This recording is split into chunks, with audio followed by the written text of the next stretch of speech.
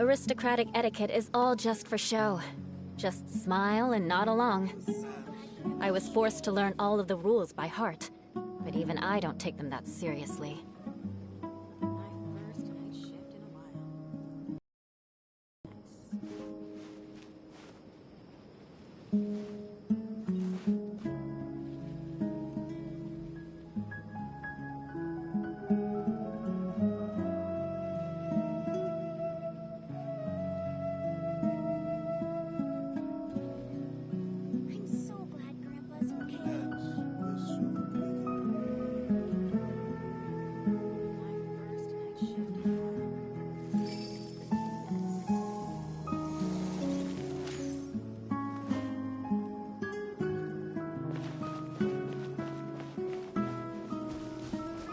Time to scout. Candace, we're here! Has everyone arrived? Everyone is already waiting inside. Well, what are we waiting for? Let's join them! Please, wait a moment. Before attending the meeting, I hope you can promise me one thing. What do you need? Promise me that you won't commit to anything too reckless. What do you think? Okay.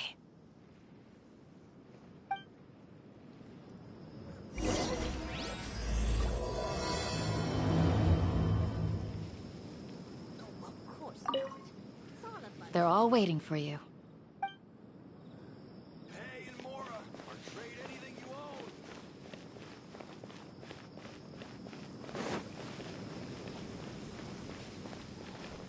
It's okay. Don't worry. The clouds are like picture frames in the sky.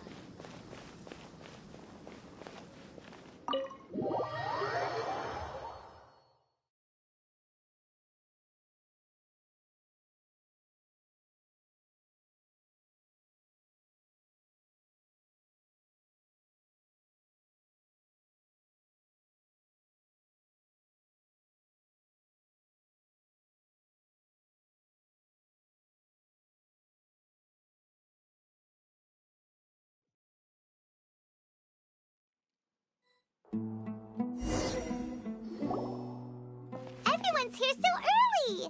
But why isn't anybody talking? We already discussed things a bit. Hey, where have you been? I've missed you too.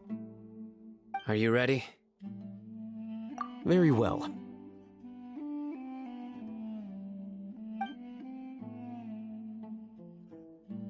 Are you sure this is gonna work? I gotta admit, it's bold. Color me impressed. It's worth a try. The point of discussion is to arrive at a solution. Let's cut the small talk and move to the next point. You're making Paimon nervous.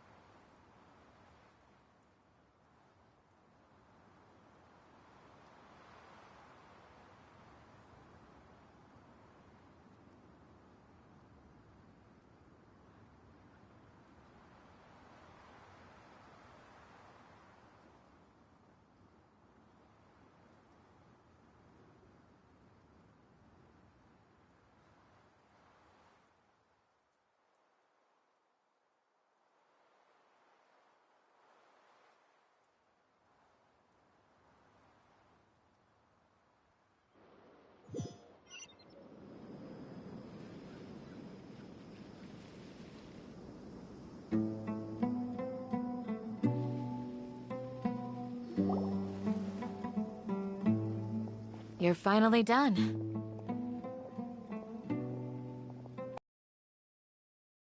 Catch you all later.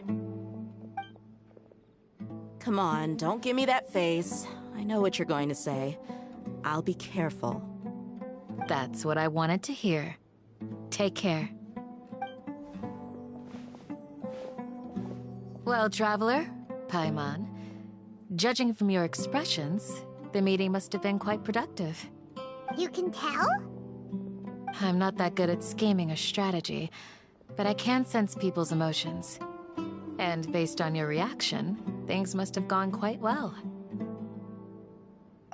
Paimon's a little worried. Hopefully nothing will go wrong. To be honest, I feel the same. But you're already some of the most capable people I know. So you have my trust. Candace gave us a compliment! Your deeds speak for themselves.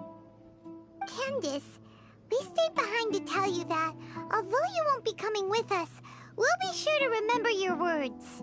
I'm very glad to hear that. I've said the same thing to everyone here today as I said to you when you arrived.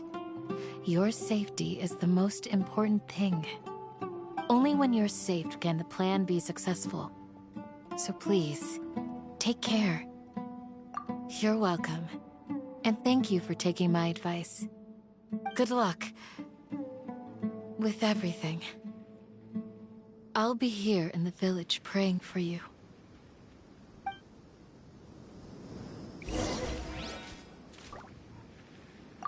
Stay safe, everyone. I'll be here, praying for you. Good luck.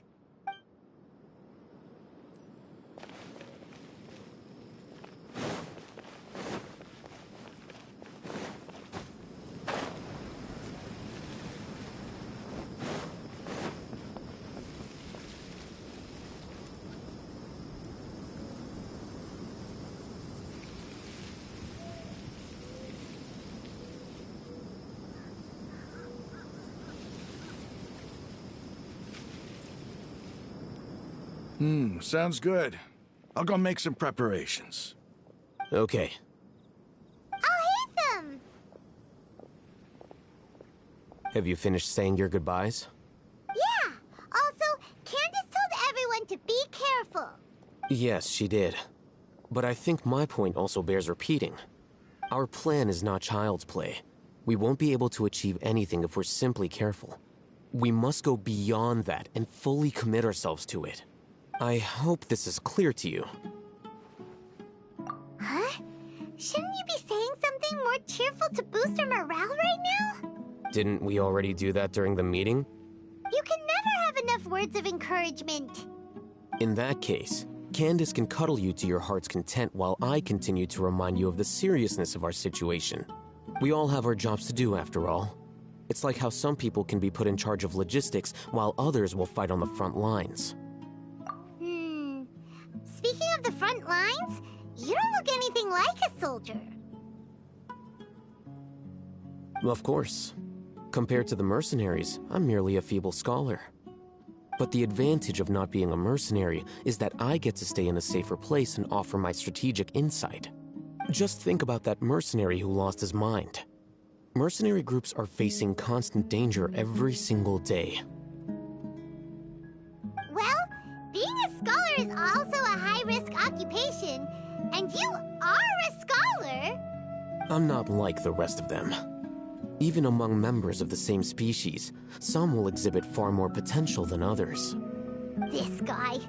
Paimon still remembers when those mercenaries in Port Ormos called you a lunatic. All intellectuals are lunatics in the eyes of fools. I'll take that as a compliment. That reminds me. Do you remember the record we saw in the King Deshret ruins? It mentioned forbidden knowledge. You have a good memory. Forbidden knowledge has the power to drive people insane, but this fact has never been shared with the public. Even I, who has worked in the academia for some time, was never once informed of this. I think those mad scholars and mercenaries we encountered may have all fallen victim to the corrupting qualities of forbidden knowledge. But the academia has always held a different view. They have always believed that symptoms of madness are a side effect of human contact with divine knowledge as mere mortals. Come to think of it, perhaps the academia has also never understood the true nature of forbidden knowledge, and thus always approached the issue from the wrong direction. The Withering, Elazar, and the Sandstorms. Don't you think what is happening right now across Sumeru is rather similar to the forbidden knowledge pollution that occurred in the desert thousands of years ago? But Paimon thought that Irminsul's disease is what caused the withering and the sandstorms. At least, that's what Tainari told us.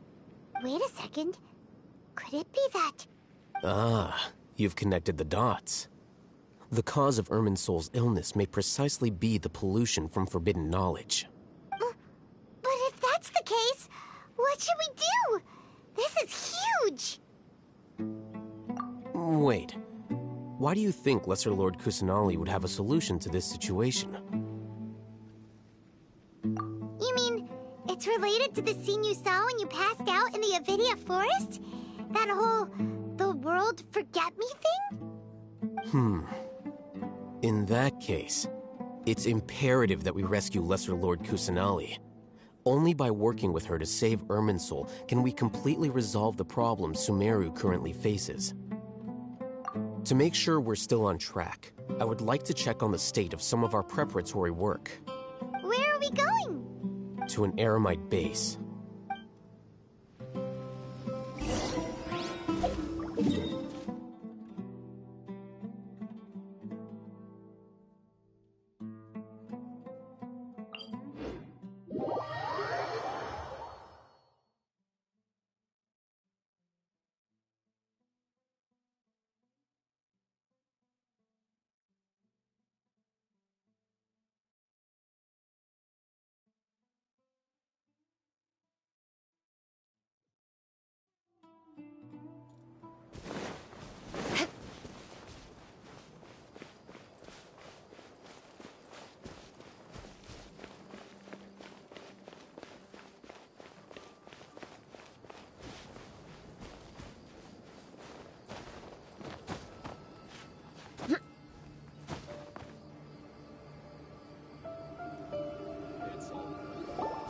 Oh, you made it.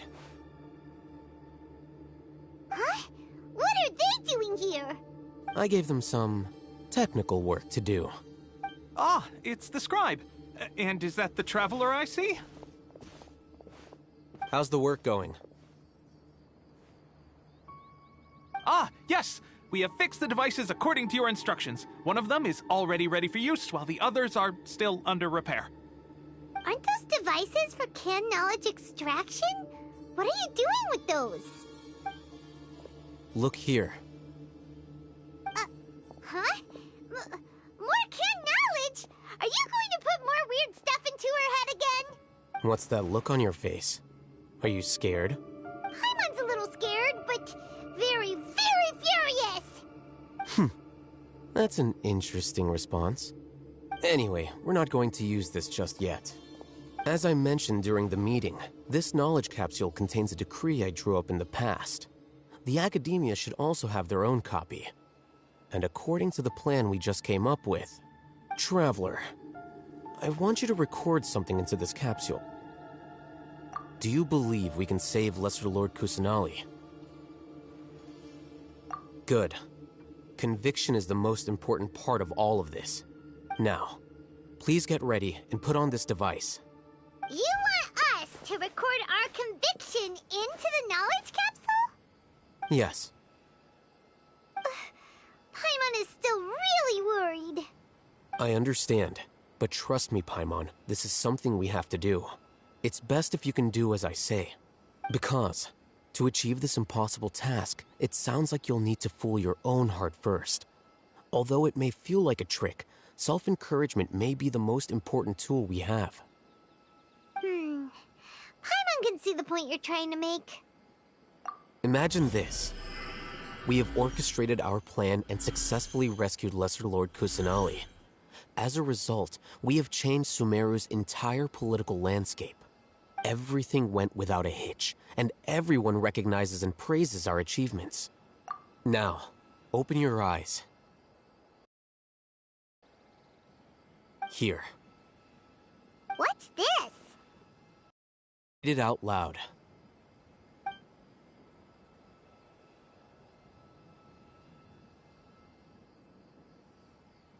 It's done. Is your head okay? Does anything hurt? It's just a recording. There should be no negative effects. But what was the point of doing this? Paimon doesn't get it. And that's perfectly fine. In any case, these capsules aren't meant to be used by you. Huh? What do you mean? Have you forgotten? Our plan needs to account for those who have long relied on the Akasha. You may find it hard to believe, but for those people, everything the Akasha transmits to them is nothing short of absolute truth. Imagine if you've been using a device like the Akasha since the day you were born, and this device has always supported you during times of need. After all that time, what do you think you'd become? A fool? A machine? A slave to orders. And that's why rules are so important. In addition, those who understand the rules can delineate boundaries and identify gray areas. But why would you need to identify the gray areas? You could say that those kinds of ambiguous zones can be very interesting. One might even say they're advantageous in the right hands. Things you're interested in are really out there. Are all Sumeru scholars like this? Anyway, that's enough chit-chat. I'm going to take those two to work on some small projects. You can head to Caravan Rebot and start preparing for the next step. Small projects? We're going to tinker with the Akasha terminal and make a few modifications.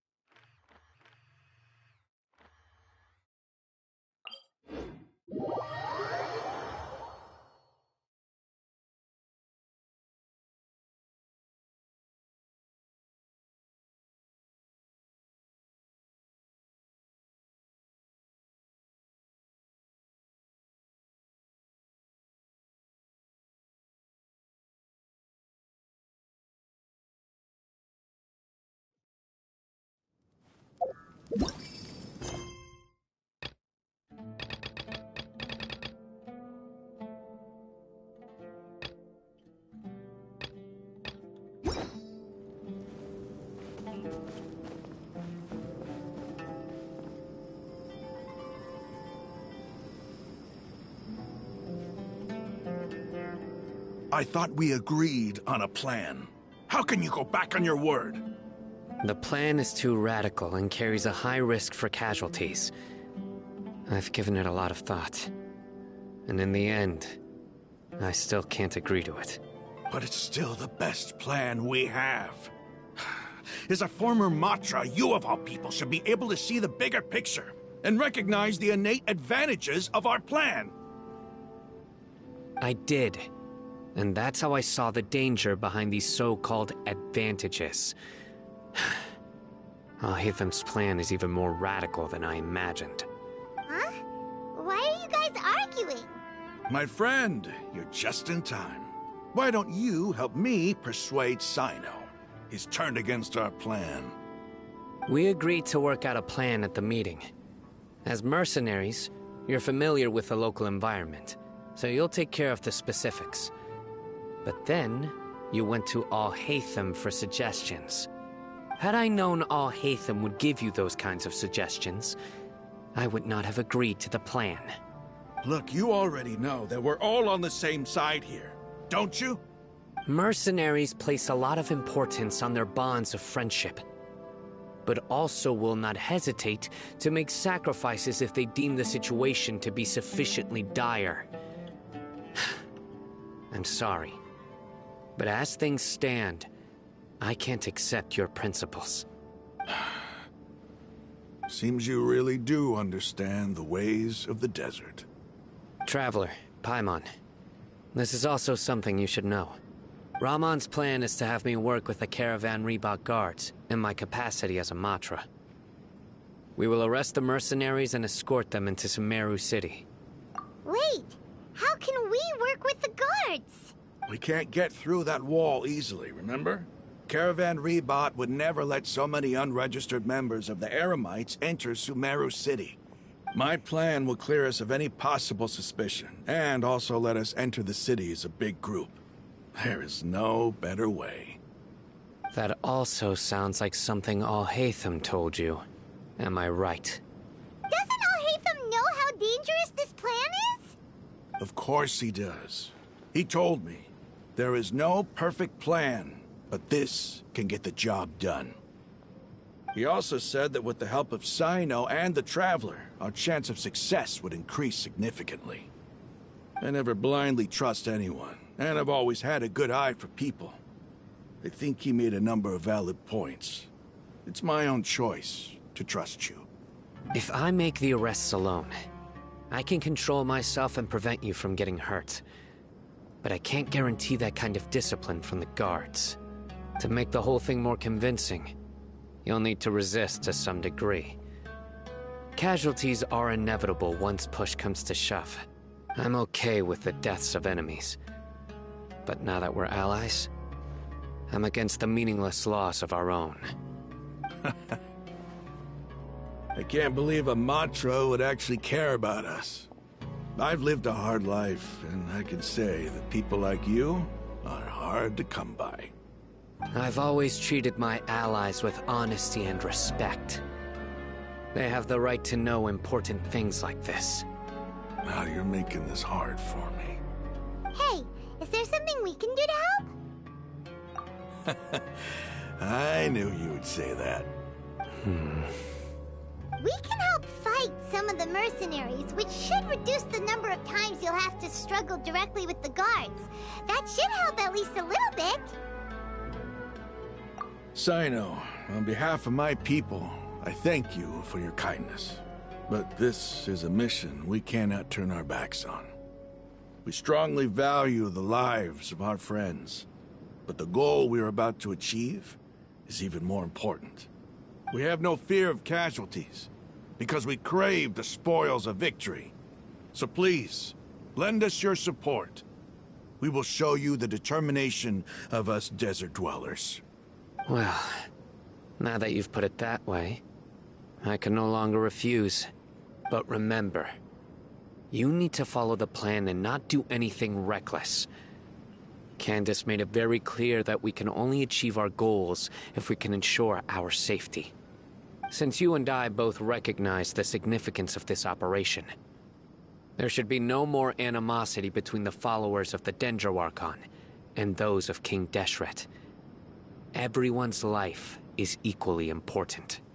Okay, you have a deal. Let's do this for our shared dream. The guards should be stationed in the courtyard nearby. You can find them there.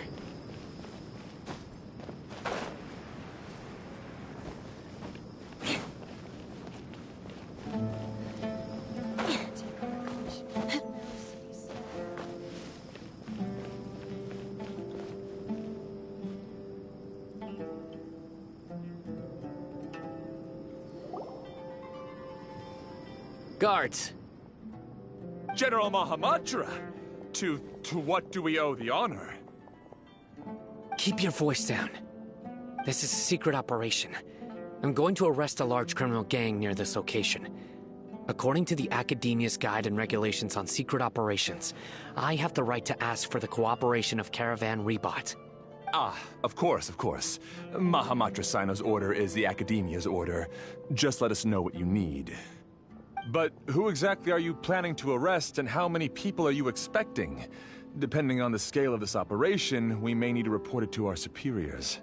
They're a squad of Eremites whose number is comparable to Ain el Akhmar in Port Ormos. They're involved in the theft and resale of supplies from the Academia. As many as Ain el Akhmar? This should definitely be classified as a joint operation.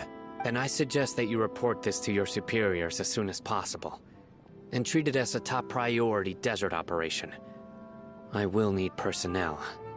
Got it. Please wait a moment. I'll contact them immediately.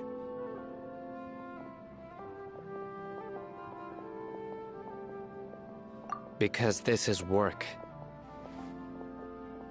Because I trust you. Paimon can't believe you're still in the mood to chat. This whole thing has Paimon scared stiff. Aren't you even a little worried? What if these guards already know that you have betrayed the Academia and are no longer their General Mahamatra? Even if that guard doesn't know, their superiors might, right? We discussed this, remember? The Caravan Rebot operation is of great importance. But don't worry, the guards there shouldn't know that Sino has stepped down. How can you be so sure? First, the other Matra still don't know why Sino has left, which proves that the Academia has been covering up the matter. Second, this is a crucial moment for the Academia's God creation plan. If something were to happen to the General Mahamatra, it's bound to attract a lot of unwanted attention. No matter how you look at it, they don't seem interested in sharing the news of Sino's departure. A reasonable inference. I agree. Which brings us to our next issue. I'm sure some of you have been wondering if the prediction function of the Akasha will affect our operation. The Akasha is still in operation, so I must remain on high alert. Actually, considering the power of the Akasha, it's quite strange that it hasn't already tried to interfere with my actions. I've given that a lot of thought. For now, I don't think you'll need to worry. If you remember, when you first came to Aru Village, all your actions and routes were predicted by the Akasha. It even gave that information to those who kidnapped the village keepers. But things like that never happened again after we met up with the Traveler. That's true. But why? Look at it from a different angle. Why do you think the Akasha will predict your actions? Because my personal data has been entered into the Akasha. That's true, but the key to this question is, how well can the Akasha make predictions about a person? Haven't you ever thought about it? Just how can it do this in the first place? Because the Akasha controls the entirety of Sumeru. The Academia firmly believes that all human actions can be explained through logic. By sorting and analyzing entered data, the Akasha can derive behavioral logic and predict the actions of those who fit an existing logic model. However, at the risk of sounding like an advocate for fallacies, can everyone truly be considered logical at all times? Emotions are part of our behavioral logic, but can you guarantee that every experience of the same joy or pain would be equally intense? How can our feelings and opinions be predictable down to the letter in every single instance? Sino, in the past, you've always worked alone. In the absence of another person who could sway you or your thoughts, the Akasha could produce predictions that were similar to your real-life behavioral principles. Decisive and principled, you were used to solving problems alone. That's why the Akasha could figure you out. But now, you've joined a team. And I believe the Akasha hasn't yet figured out the full composition of it. Our thoughts and logic have intermingled and weaved themselves together to become a complicated, chaotic mess. And the Akasha lacks data on these interactions, and it's impossible for it to predict your actions in the future based on your decisions in the past. After all, there's probably a limit to just how much we can be modeled or controlled by data. So, in my opinion, you're probably safe for now. Makes sense to me. I agree. The Akasha is not alive, and I don't think we can be completely controlled by something without a mind of its own. Is that so? I guess there are things that even the Akasha cannot calculate, and people will not be forever trapped by the past. I'm so glad that this is settled. Next time, pay attention during our meetings. Will do. Just remember to stay vigilant. Footsteps! General Mahamatra, we were not expecting your presence here. I'm the security officer of the Grand Deshret Desert District. My name is Luxembarbo. This is my assistant, the Traveler. She will be working with me. The construct next to her is for her work. Beep! Construct, beep! What a great honor to meet you. Your golden hair is as bright as the sun. And, is this the latest technology from the Academia? Have you made a decision regarding the matter I mentioned to your subordinate? It seems to be a dire situation, so of course you will have our full cooperation. To be perfectly honest, I've always longed to go on a mission with someone as well known as yourself. There's no need for flattery. Yes, sir. Take your most elite platoon and follow me to the eastern side of the district. We will carry out the operation there. Understood. Map. Hurry, bring the map! In 2 days, we will engage Rahman's Eremites and capture all of them. Any questions about the time or location? None at all, sir. Good. See you then. Yes, sir.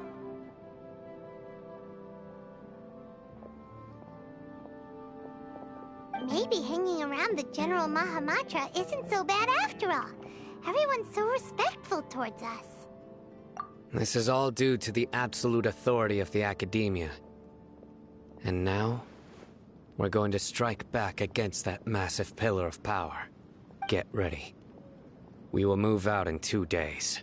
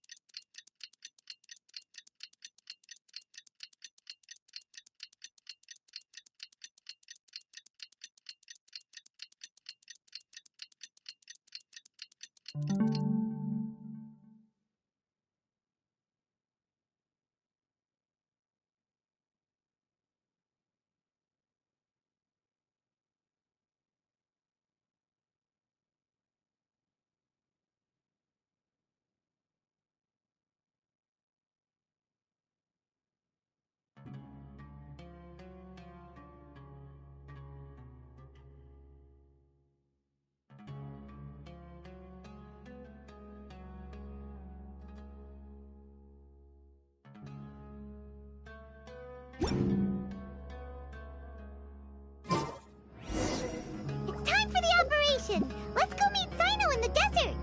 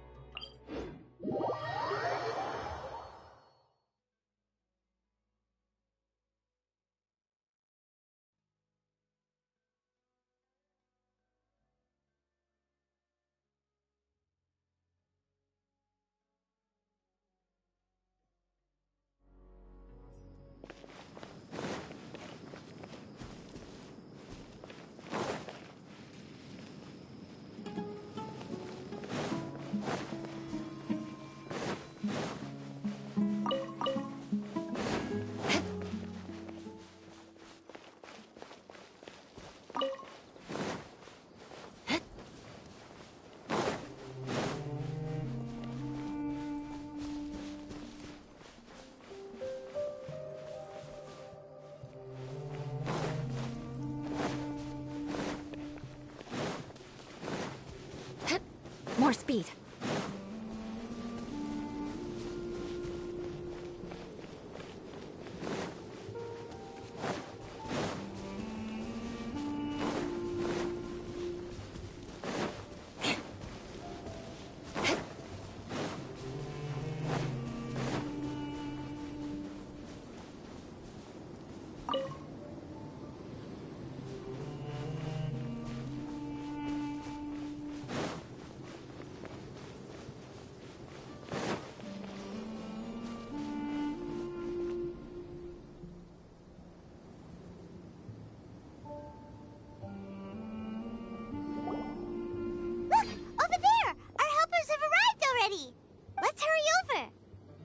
Wait a moment.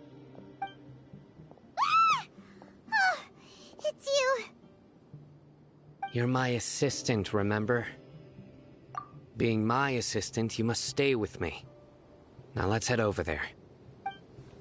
It's General Mahamatra and his assistants. we meet again. You're here early. It's to show how important we think the operation is. Since this is a big case for the Academia, we are prepared to give it our best. I'm glad to hear your sense of resolve. Remember, we must capture them alive. They are our only leads for the case. If they die, we will be unable to continue the investigation. Understood. Everyone! The Eremites are approaching from the west! Make preparations and be ready for combat. Halt! Oh? What a warm welcome. What do you want? Judging from those shiny weapons in your hands, it seems like you're not interested in a deal. Rahman, the Academia has caught wind of your smuggling and illicit sales. If you value your life, I advise you to surrender. Who are you supposed to be? A Matra from the Academia? I can't believe you came all this way just to catch us. I'm not here to talk. Oh. Nobody's given me this much time of day since I became a mercenary. Brothers! For that slight, let's blades with their blood. Let's show them we Eremites are not to be messed with.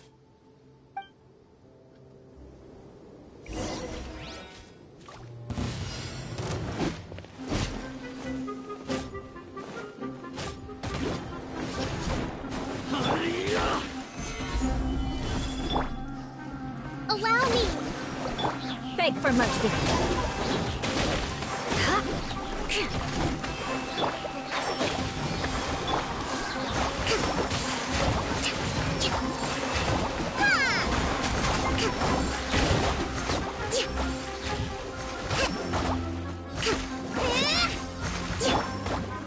Stabilize! Rest and rebuild! Shudder!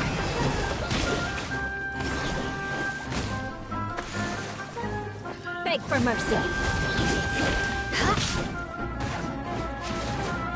Shudder!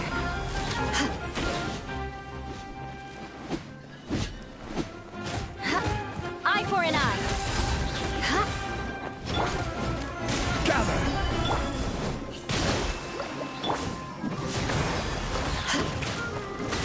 More speed. Beg for mercy. More speed. Crush!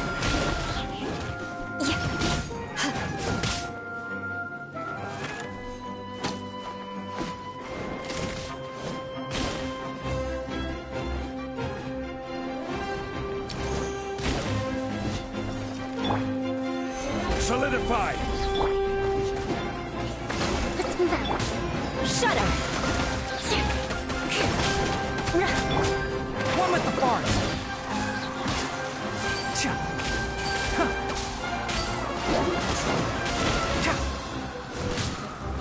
Let's nip that in the bud. Keep up.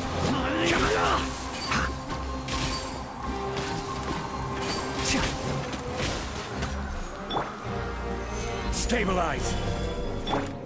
Beg for mercy.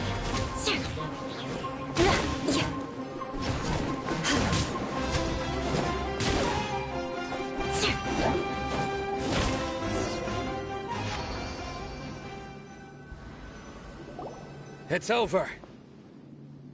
Ah! We have subdued them. The operation is now over. All Eremite mercenaries and related personnel in the area have been arrested. Ah, you pitiful Dendro Archon dogs! You'll regret this! I'm afraid you'll regret it first. King Deshret will curse you, and you will all! Silence! Oh, Restrain them and take them back to Caravan Rebot. Count their numbers and send them to the Academia as instructed by the General Mahamatra. Yes, sir!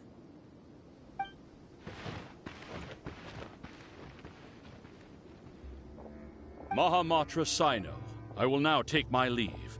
If you need further assistance, please come to Caravan Rebot and ask for me. Understood. You are dismissed. There they go. Let's talk elsewhere.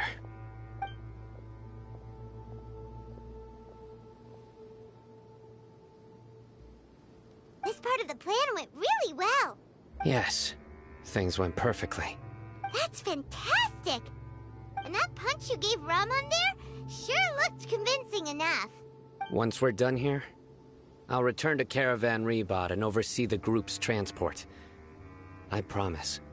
I'll get everyone into Sumeru City safely. Yeah, you're the reason why everything went so well. It's not the time to celebrate yet. I believe Dia should already be waiting for you. Go join up with her. She will need you to introduce her to Tighnari. Speaking of which, is it really okay for us not to share the full plan with Tighnari? What if he'll feel miffed about it and refuse to work with us? I have a very close relationship with Tighnari. Given how well we know each other, I believe my message alone should be enough to bring him to our side. He knows I won't make jokes about things like this. If we need help, Tighnari is the best option. Get ready for the next phase of the plan. Don't keep them waiting.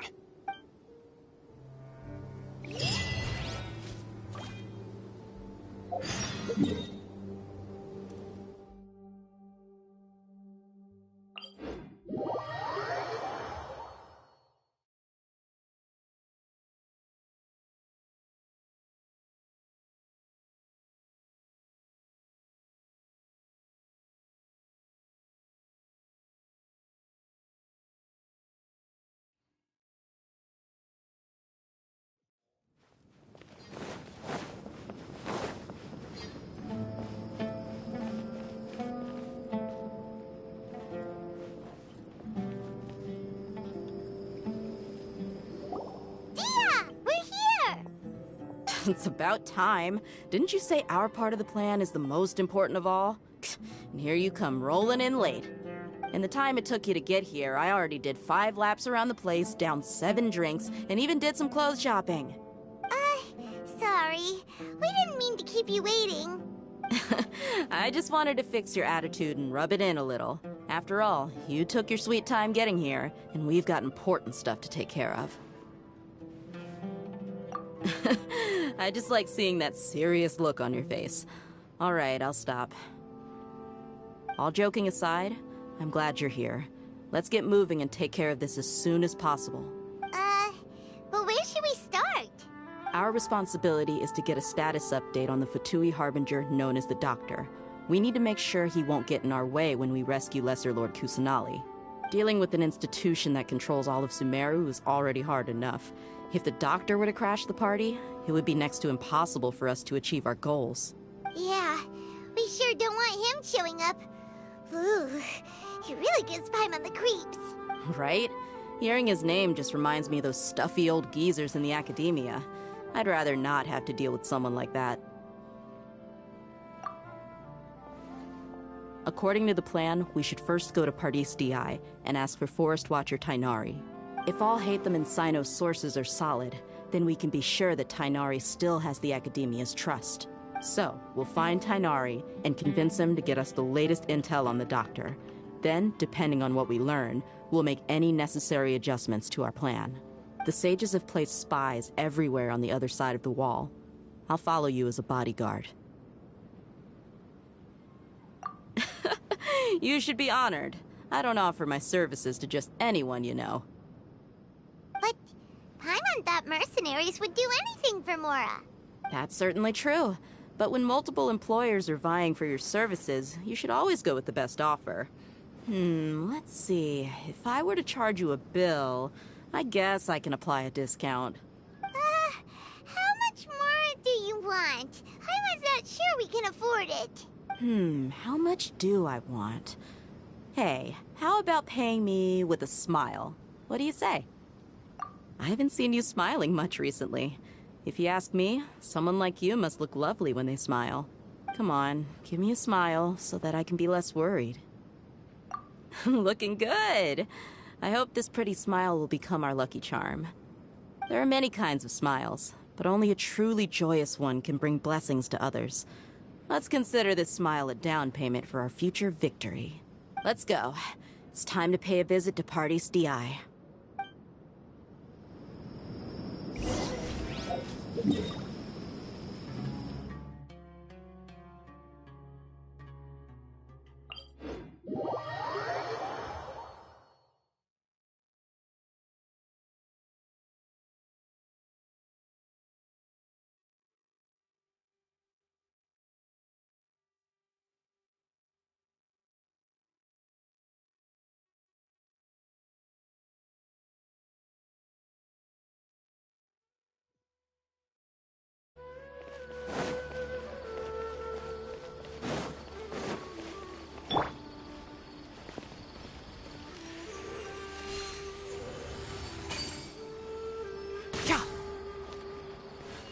He's over there!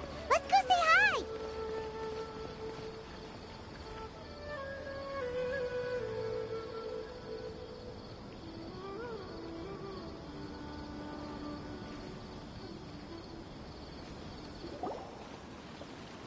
Kainari!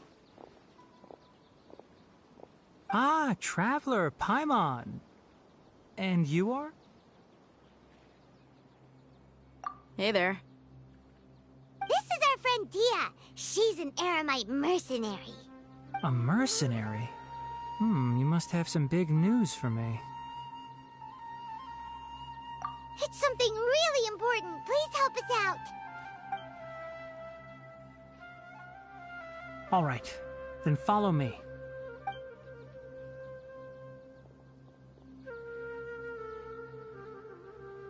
This place is better. We won't be disturbed by any passerby. Okay, what is this important thing you want to ask me?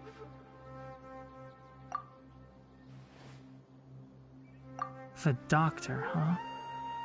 He's that strange-looking Fatui Harbinger with the mask. Paimon thinks he has blue hair. Yes, I know him. Actually, he left Party's DI just a little while ago. He left already? Yeah, he came looking for me. Can I ask what it was about? Sorry to ask you like this after having just met, but your answer is very important to us. For now, all we can share with you is that your friend Sino is working with us. Sino, you say? I see. So that's why he hasn't been at the Academia. Okay. I will answer your questions and will assist you any way I can. You don't have to tell me everything that's happened. Sino's name really does work wonders. You're not even a little worried that we might have made it all up? Despite having just met you, I can sense that you're the serious type. Between you, the Traveler, and Sino, none of you strike me as the type that would conspire to deceive me. You don't need to tell me anything you don't want to. I'll also get straight to the point. The Harbinger you mentioned came to me because he wanted to take the scholar Hypatia away with him. Hypatia? Why would he want her? And what do you mean by take away? Is he planning to leave Sumeru? Yes. He told me his return to Snezhnaya is imminent.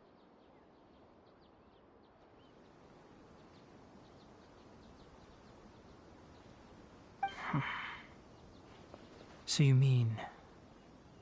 you're leaving this place soon? Indeed. Otherwise, we could have perhaps talked a little more. I was just about to set out when I remembered something important. To that end, I made a final trip to Pardis Di. Let me ask, have you been taking care of a scholar by the name of Hypatia? Your sources are accurate. No doubt because you recruited many informants. But you're right. Hypatia has indeed been receiving treatment from me. Forgive me for asking, but how's the treatment coming along? Given the way you're asking, I assume you have something to say. Since you asked, I'll be frank. I would like to take Hypatia to Snezhnaya. It's incredibly difficult to transfer a patient. As a scholar yourself, shouldn't you at least be aware of this? Oh? I can't believe your utter lack of faith in me, to the point of even questioning my general level of knowledge. How unbefitting. Well, you're the only one who's ever made such a request. I have my ways of keeping her safe during the journey. In addition, I can also promise that under my care, Hypatia will receive the most advanced and effective treatment. I will personally supervise her treatment and see to her recovery. Would that be agreeable to you? Hypatia was born in Sumeru and remains a scholar of the Academia. Her situation has not become dire enough to necessitate her transfer to another nation. Transporting her to Snezhnaya is risky, and the potential benefits are unknown. As the person currently responsible for her treatment, I cannot possibly sign off on this transfer. Your suggestion is rude and reckless. I'll pass. I don't know much about the doctor, but after talking with him, I realized that, just like many other scholars, he possesses an aura of arrogance that I've come to detest. It's not so much that he's looking down on others, but more that he's so confident in himself and his abilities, to a point of near insanity. I would never refer a patient to someone like him. I prepared myself for a protracted battle of wits, and was really surprised to see him just give up on the topic. Still, his reaction really concerned me.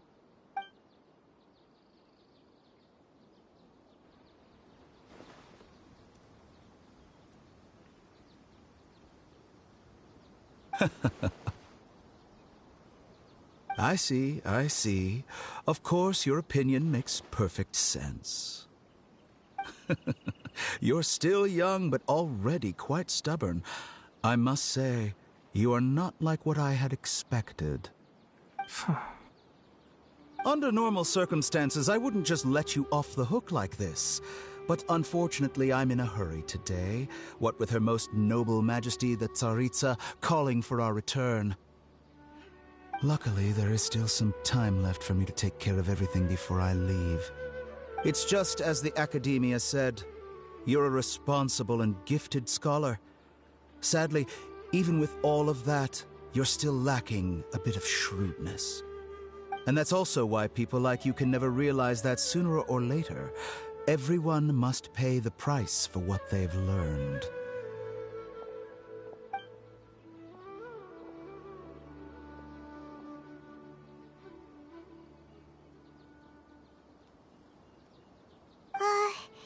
Paimon can't help but feel like he's hinting at something unpleasant. He asked a question, yet didn't care for my answer. Perhaps I'm nothing but a talking rock in his eyes. He never came off as malicious, but an utter lack of compassion permeated throughout our conversation. From his tone, I can sense that he's always looked down on others.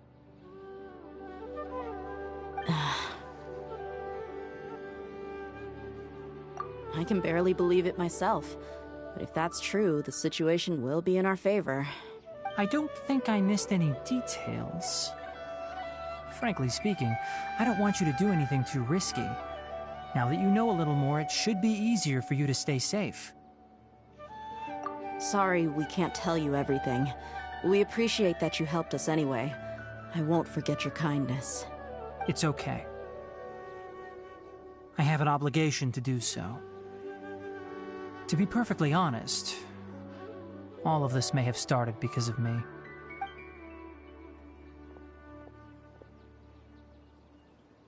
Recently, my master wrote several letters to me, asking me to return to the Academia and assist him with his research. Hasn't he already asked you several times before? Yes, but there's something off about this most recent batch of letters. The handwriting and tone are both familiar, but some details have been omitted. My master will occasionally leave a few dots on the back of the letter. 1 dot means that he wrote the letter on a sunny day, and 3 dots stand for a rainy day. This has been a habit of his for many years, but I didn't find any dots in his recent letters. I believe something may have happened to him. I get it. Since you are always at Gandharvaville, you would like me, someone already working at the Academia, to investigate this matter. I'd like to ask you to do that for me. If you can keep yourself safe, please withdraw immediately at the first hint of danger. I can do that. but I have a feeling it won't be that simple. The Academia has been working on a big project.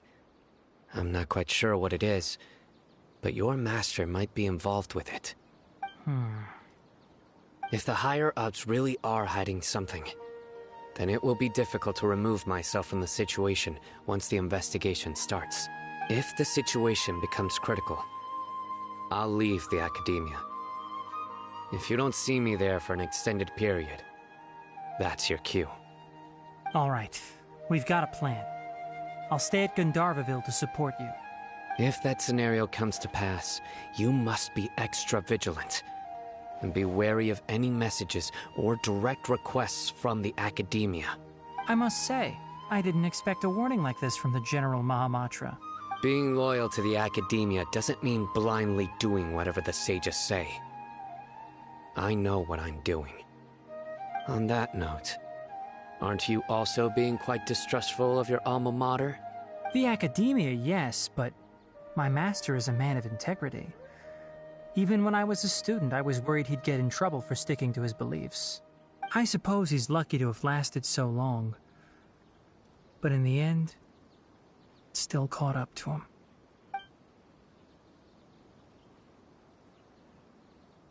I see. So you noticed something was up with the Academia from the very beginning. This may well be how Sino became involved in all this. In that case, I must keep my promise and help you however I can. Also, if you run into Sino again, please help me pass on a message to him. Trust your own senses and experiences. I think this may be something he needs to hear right now. Okay, we'll find a chance to tell him. Thanks. Right. Now let's go hunt down this Harbinger. Oh, by the way, which way did the doctor go when he left Pardis Di? That way. Gotcha. Thanks so much. We'll be on our way.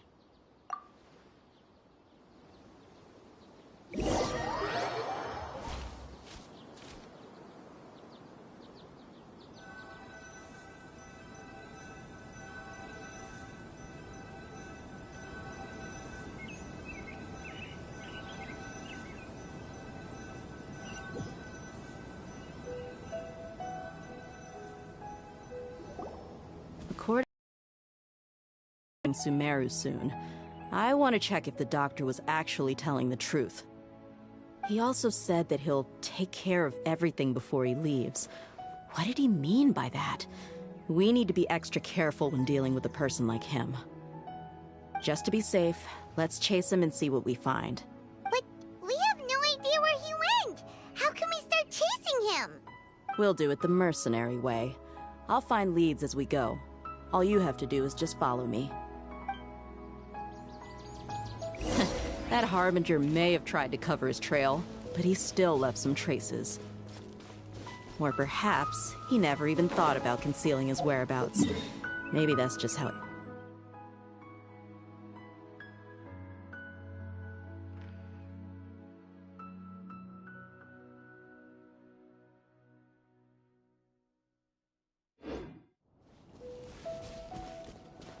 Keep up! Yep, we're headed in the right direction. The traces are still fresh, but there's no sign of his entourage. Clearly they're in a hurry. It's just as I thought.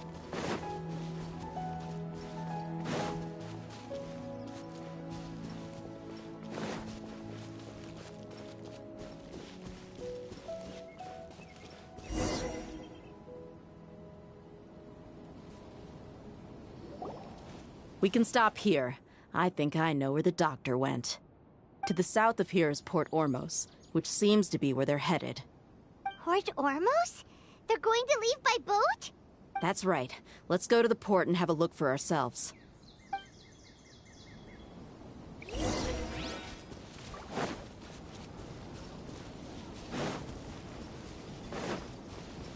Keep up!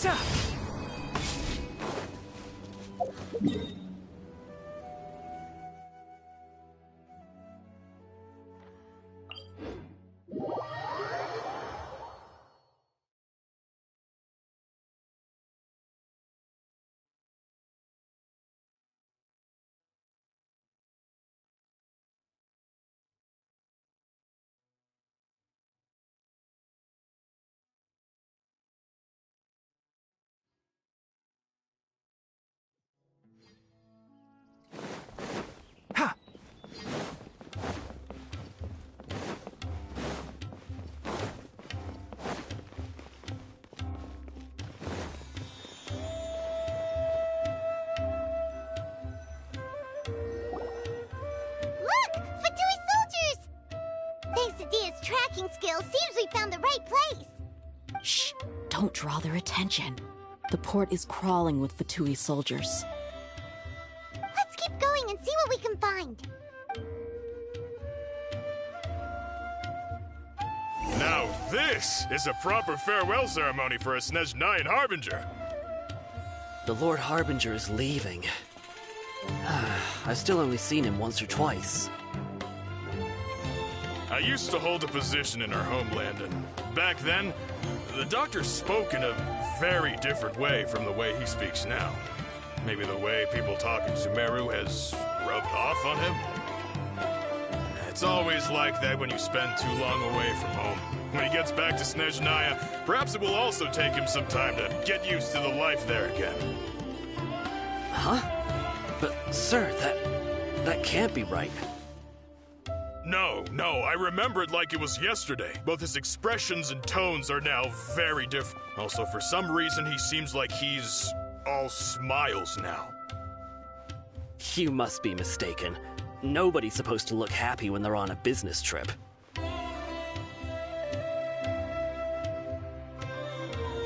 The doctor is on that boat. So he told the truth after all. He is actually leaving Sumeru. Let's get closer and find a place to hide so we can observe him.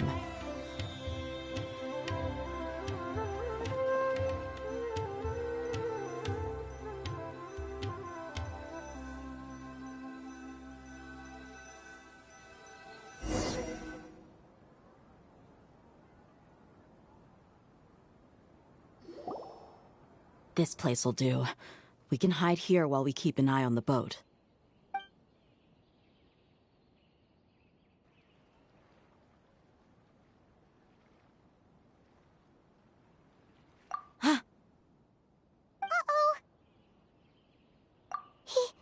He saw us.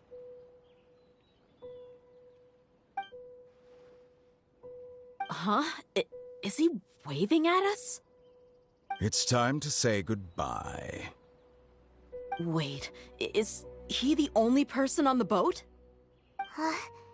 You mean there's nobody with him?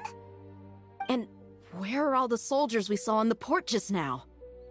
They were all here just a few minutes ago, but now they vanished. So this was a trap. Wait, don't tell me that... Luckily, there is still some time left for me to take care of everything before I leave. Oh no. They might be after Hypatia. Let's get back to Party's DI. Huh? What do you mean?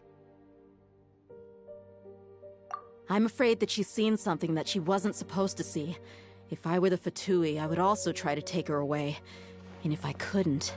Oh no! Are you saying they're going to kill her? Let's go!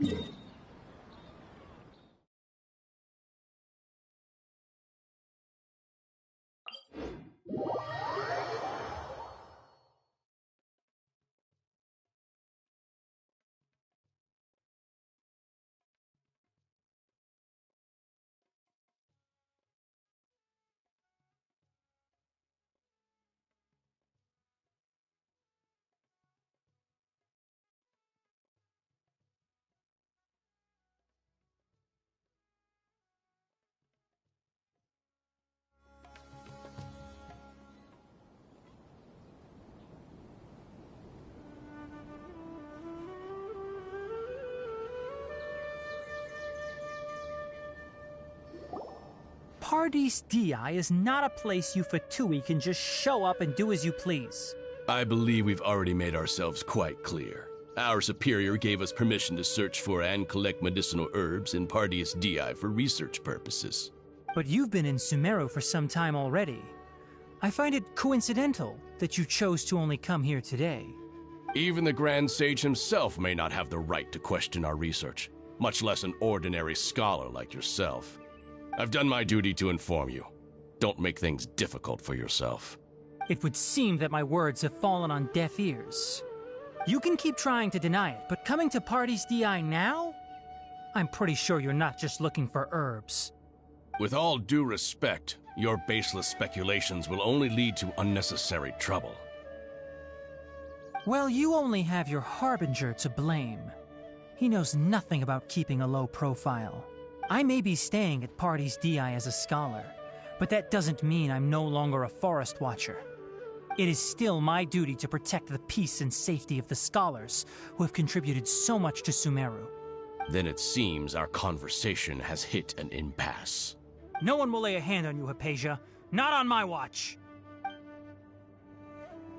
Tighnari! Are you alright? I'm fine. These Fatui have really crossed the line. Time to teach them a lesson.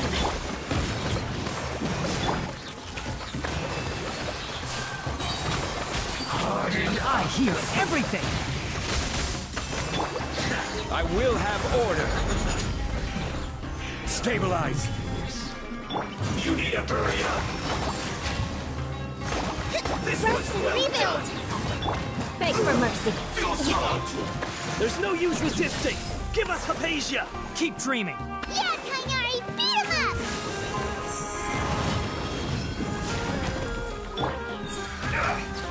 Taurus, bring refuge! I will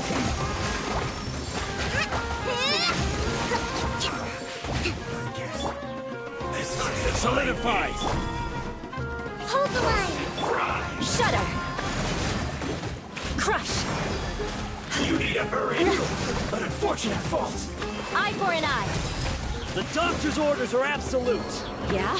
You've been someone's lapdog for so long that you don't know anything else now.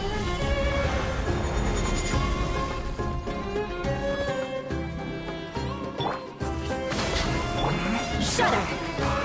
Crush! No escape. I condemn you!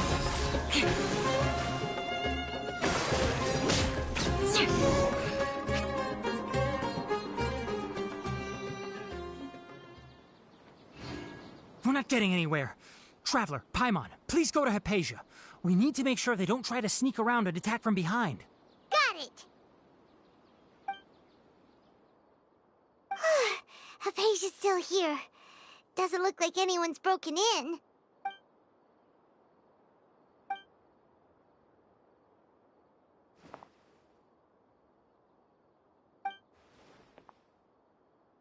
Well, how is she? Oh, that's good.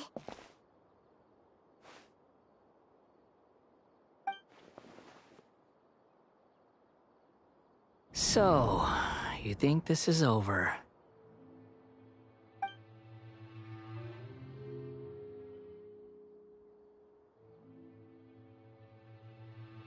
What? The Balladeer is here?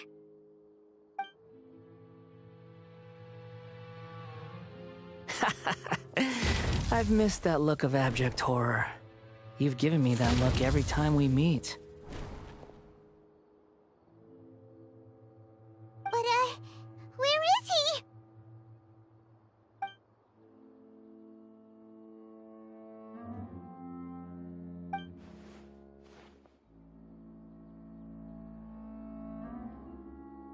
I can hear all of your thoughts, you know. Don't you remember?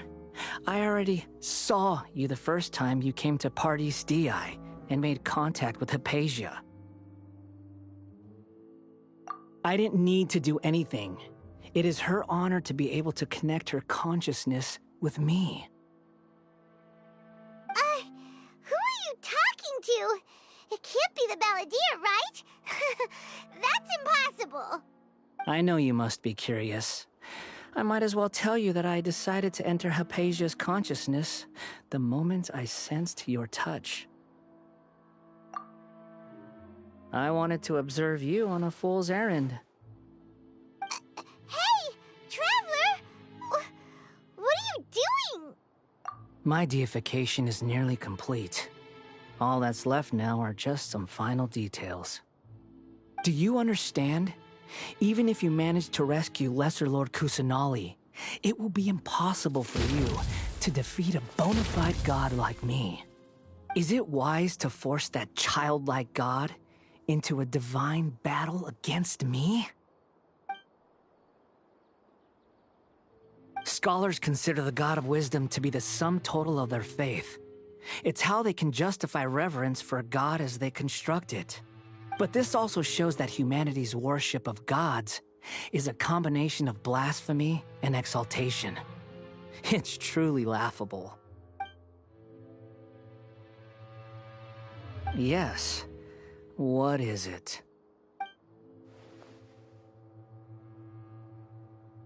Yeah, I'm in a good mood, which is why I'm talking to you like this.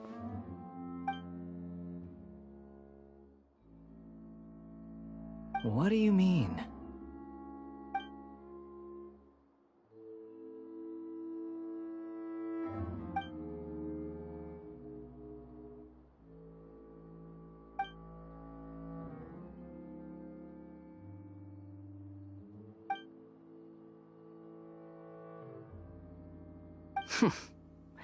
Those words almost make you sound like a friend who actually... But you're wrong. I'm different from all of you. I was born to become a god. My entire life up until this point has just been a meaningless routine. Just think about a sheet of paper. By itself, it holds no meaning. The content recorded on it is what gives it value. All I had recorded down before were some painful memories and boring human feelings. Such senseless drivel should have been erased a long time ago. Indeed, to me, the sight of you fools in your futile struggles is far more amusing. Tell me, just what has this world done for you to protect it with such zest and conviction? I'm connected to your consciousness, so I can hear what you're thinking and sense the depth of your determination. This is a good conversation we're having. So here's a word of advice. Let go of your misguided guardian complex. You know nothing about the truth. It'll be for your own good, as well as everyone else's. Humans are a species that can only find bliss in ignorance.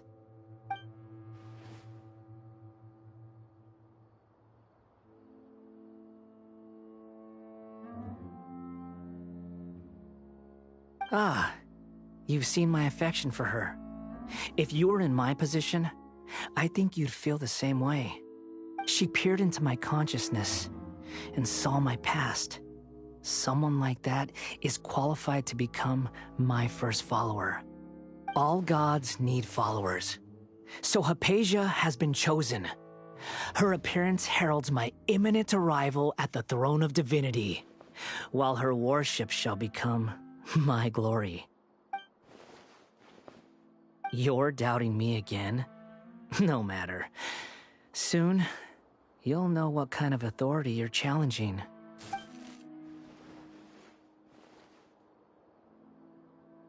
Who wants to hurt my devout follower?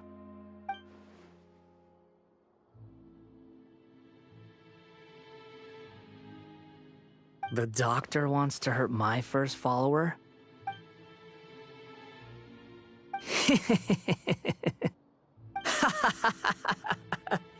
How very amusing. Has anyone ever told you that you're not good at sowing discord? The doctor has never known his place. Even now, the puny human thinks himself capable of interfering in the business of the new god. You're still too naive if you think a few words will be enough to convince me to destroy the doctor. But I'm willing to give you a gift, just like my expression of affection towards Hypatia. It is an honor for you to be able to stand here and speak with me. As my listener, you will be rewarded.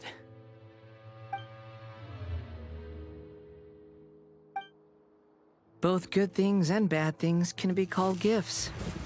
After all, gods have never needed to be reasonable. Ah! Paimon hears thunder!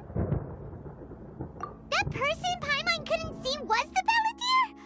Oh, he sure chatted with you for a while.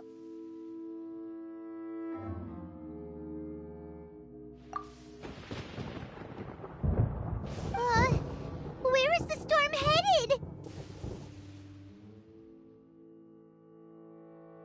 That means anyone outside is in danger! Let's go! Tainari and Dia still must be fighting!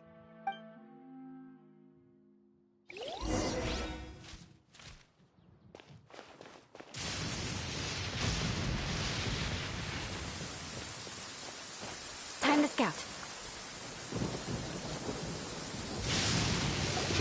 Oh! Have the Fatui retreated? Hey! What happened to you? He's hurt. I'm fine. Don't move. I've seen eremites get struck by lightning before. You need to rest. Struck by lightning? We were fighting, and just as things started looking grim, the weather suddenly became extremely strange. Lightning started attacking everyone, almost as if it were alive.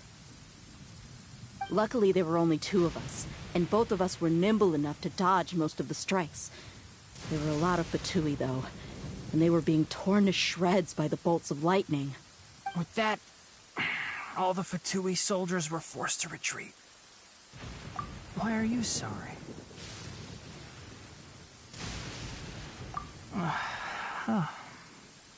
It's all right. I'm sure you also never expected this to happen. Don't blame yourself.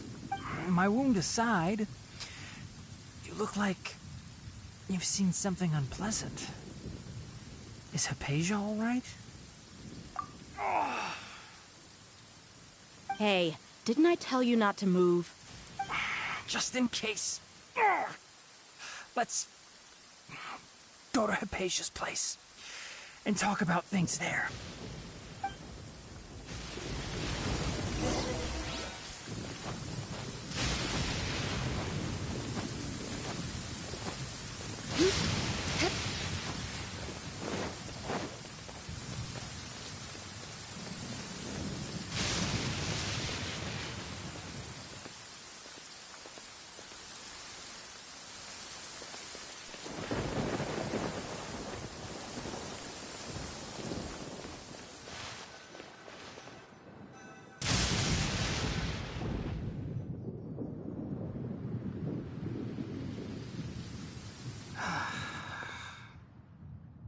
Thank goodness she's fine. Hey, how about taking care of yourself first? I understand my condition. The wound is not fatal. I'll be all right. Ugh. The more you understand medicine, the worse of a patient you become.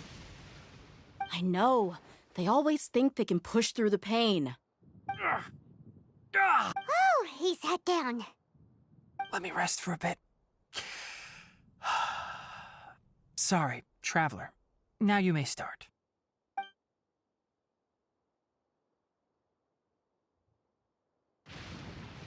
So that's what you were talking to the Balladeer about? Oh, Paimon can't believe what he's thinking. The Academia's God creation plan. How ridiculous. That sounds, ambitious, I guess? Anyway, this is all way beyond me. As long as I can enjoy every day with a drink in my hand, tasty food in my stomach, and a good night's rest, that's enough. I'll only work when I have to. I must be the least ambitious person who's ever set foot in Party's DI. Don't say that. I haven't even thanked you for your help back there. Don't mention it. Well, if nothing else, all this proves that the doctor really did have some urgent matter to attend to and left Sumeru in a hurry.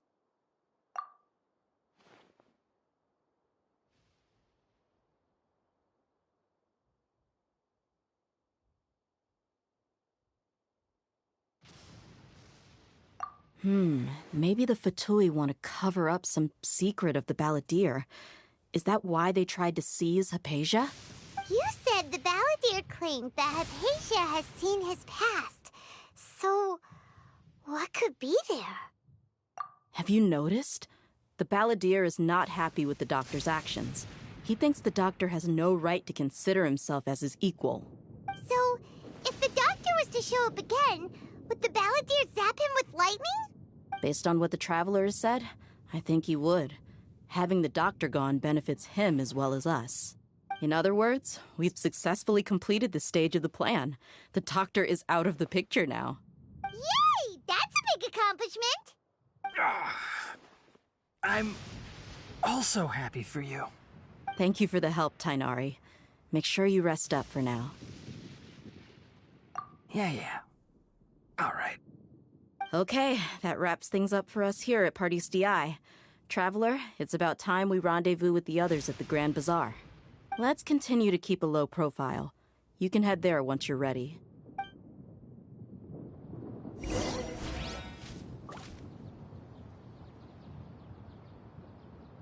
You can just focus on your plan. Leave Hypatia to me. My wound isn't going to get in the way. Oh. Okay. Guess I'll sit still for a little while longer.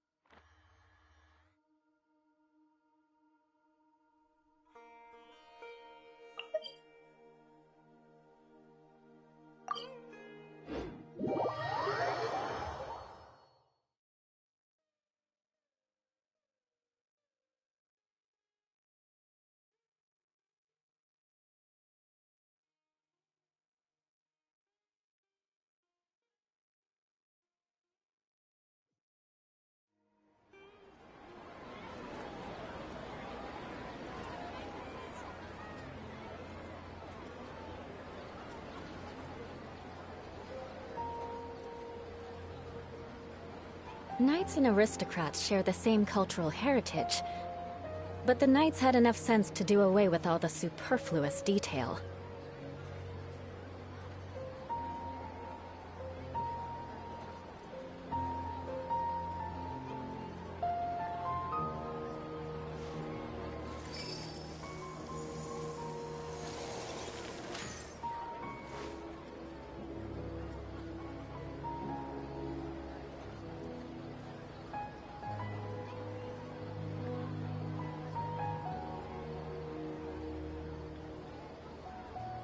You want to learn some Favonia's blade work?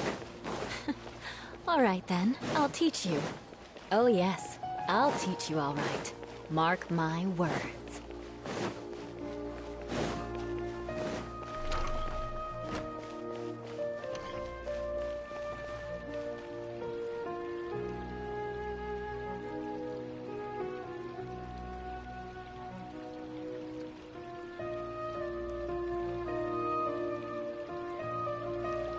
All right, everyone is here. How did everything go? Any luck with your missions? Let's report back one by one. I'll start first. We've made the necessary modifications to the Akasha terminal. In addition, the props required are also ready. I'll go next.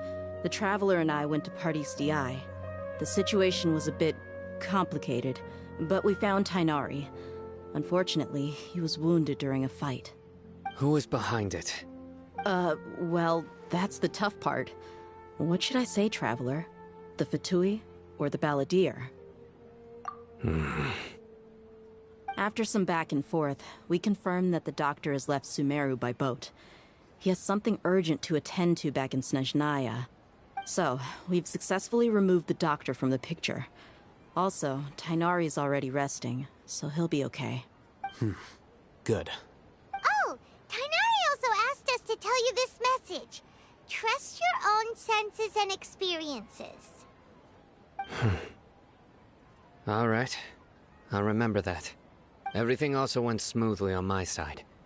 The Eremites should have arrived at their destination by now. To avoid alerting the quarry, they will stay there for now. I can't believe you actually got so many Eremites into Sumeru City.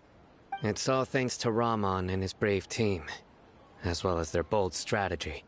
It appears to have been very effective. I'm glad to hear it. Well, is that everything? Okay, this meeting is adjourned. Huh? Wait, you mean that's it? Well, what else is there to discuss? Shouldn't you end with some words of encouragement? You know, to fire us up now? Personally, I'd rather we all go home and get some rest.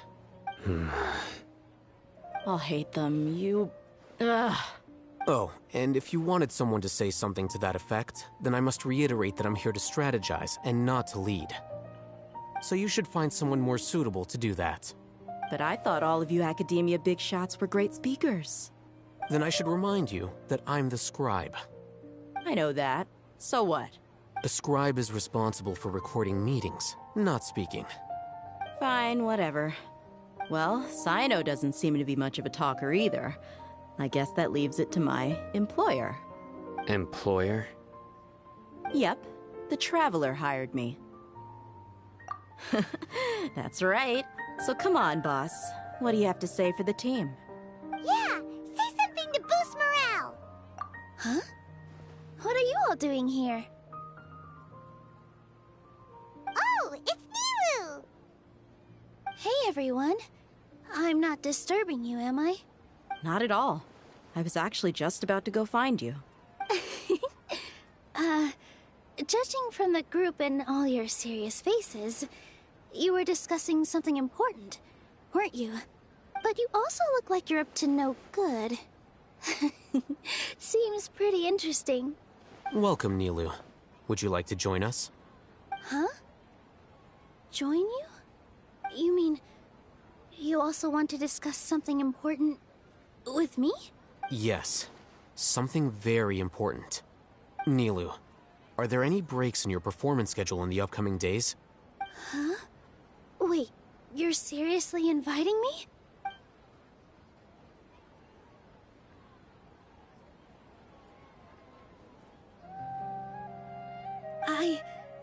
I can't believe my ears. You are truly the bravest and most passionate people of Sumeru, well, that I've ever met. Oh, right. The Traveler and Paimon are not from Sumeru, but you are awesome as well. That's right! I must admit that I'm a little scared, but I'll try my best for Lesser Lord Kusanali. If I can somehow use my abilities to help you, then count me in. Remember, believe in yourself. Okay, I'll get my friends at the Grand Bazaar to help us tomorrow. Just remember not to say too much. Be discreet. Yep, you got it. All the preparations are done. Now, can we finally conclude this meeting? So, have you thought up what you'd like to say, boss?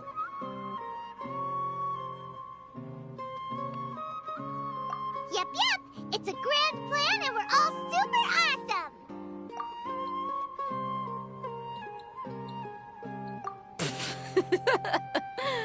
Well said. A good night's rest before an operation can be the difference between success and failure. Thankfully, I've had my place to myself recently. It's been nice and quiet. Huh? Oh, nothing. Alright, let's all go home and get a good night's sleep so we Okay. So I guess that means it's time to say goodnight now. Yep! Good night, everyone!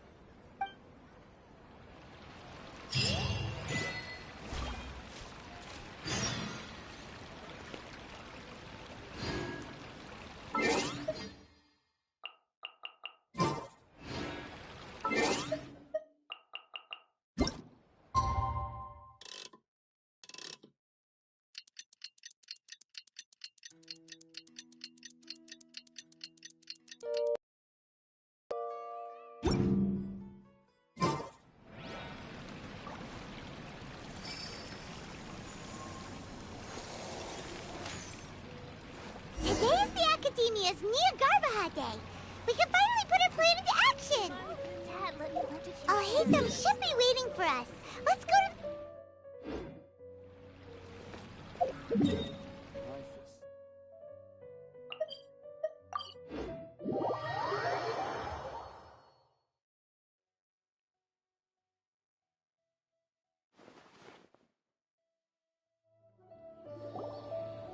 Hello, you two. Sleep well? Not really. Paimon got too nervous thinking about today and didn't fall asleep until the sun was almost up. What about you all, Haytham? Naturally, I slept just fine. After all, a good rest should be considered part of the plan, since energy is an important resource. You just want to show off how calm you are. It's crucial to dissipate any tension before we execute our plan.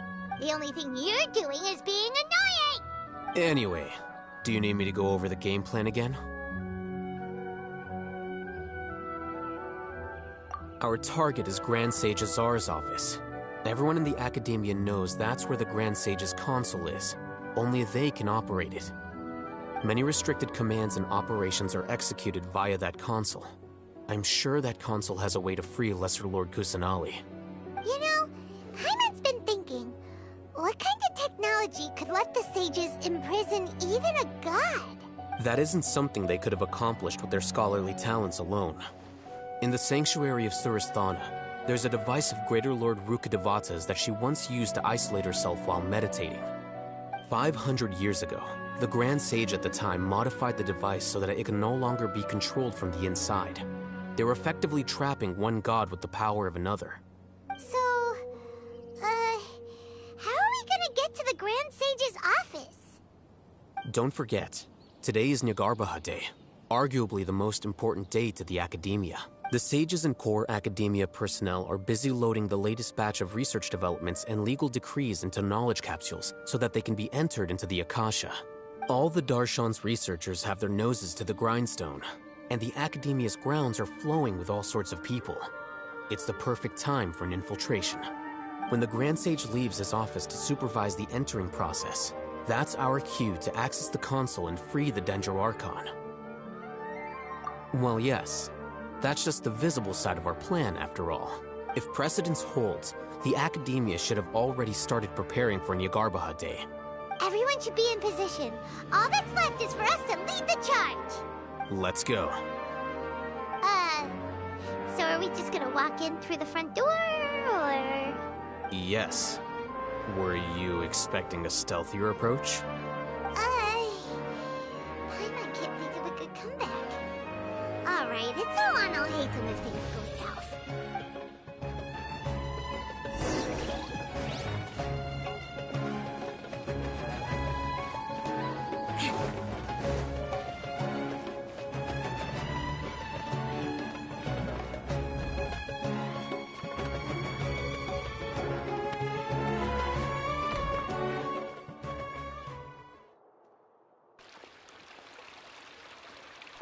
Scribe?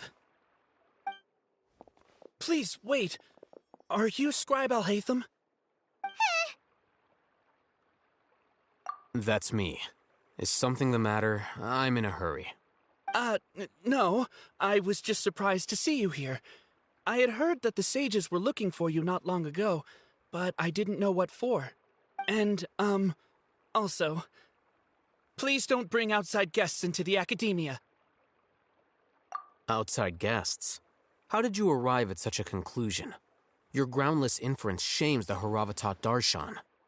What did you say? I'm the top student in Haravatat, and I earned 3rd place at the last Interdarshan debate. Don't look down on me! That wasn't my intention. As your Haravatat senior, I just assumed that you possessed a greater aptitude for critical thinking. Look, based on what you already know, the purpose of my return and the reason they're here should be obvious. Is that so? Wait a moment. Let me think. Don't tell me the answer. The sages search for you. A blonde-haired traveler. Outside guests. So, from the start, the sages weren't looking for you, but this traveler? And you were gone from the academia for so long because... Hey, shh. Yes, you've proven yourself as the top student in Haravatat. I surmise you've arrived at the correct conclusion. As I expected. Please, forgive me. I wasn't thinking clearly just now. Thank you for getting me back on track.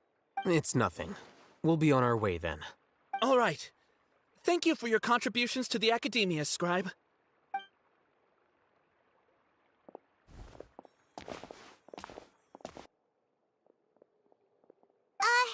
What the heck just happened now? What did he just guess?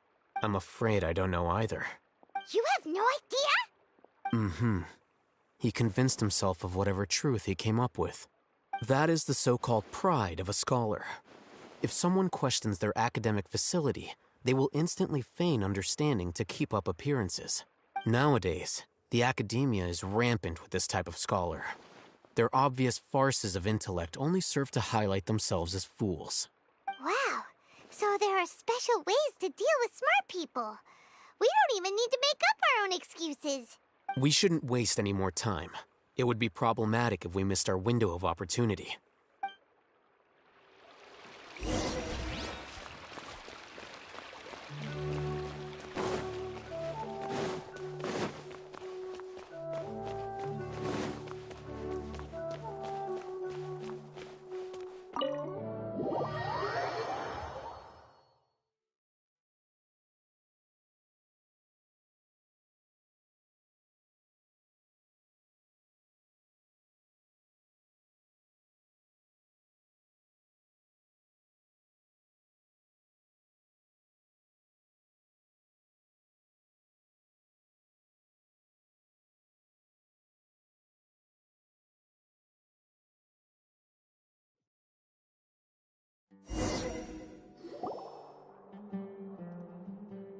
Is this the Academia's library? Indeed. Known as the House of Dana, it is quite possibly the most extensive special collections library in Teyvat. There are a lot of students going through here. Is it really okay just to waltz right in? The Academia marches to a fast beat, especially since it's Nyagarbaha Day. They're all occupied with their own matters. Just act natural. Now, hurry along.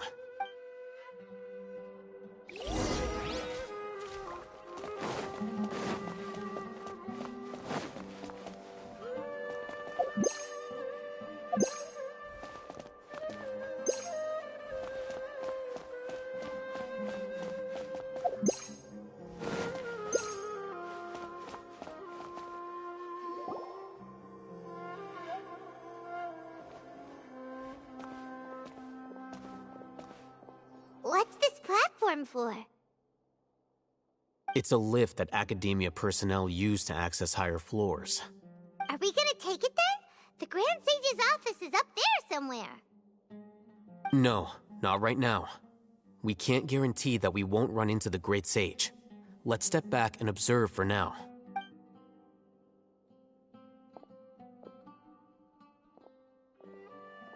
You think the Grand Sage will exit from there? And after he does, we'd sneak past him?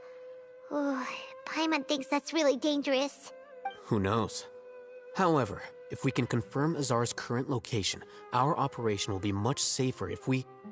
Allow me to offer you a hint. If you wish to know his location, look behind you. You're... What's Grand Sage Azar doing here?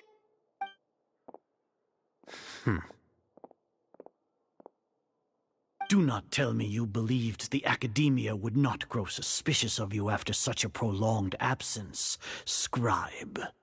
An eyewitness had informed me of your whereabouts, so I came to personally welcome you. Great Sage, I didn't expect you to care so much about me. I'm truly flattered.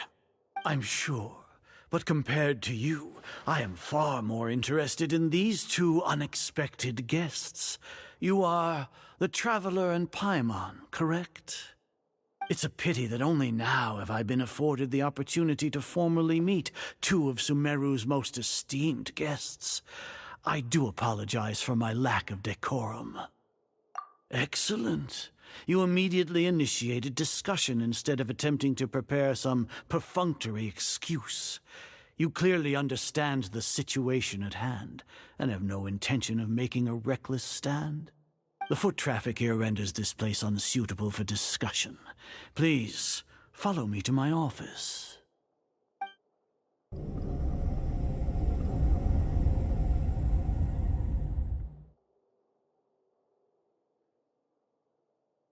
This place is crawling with guards. There's no way out for us.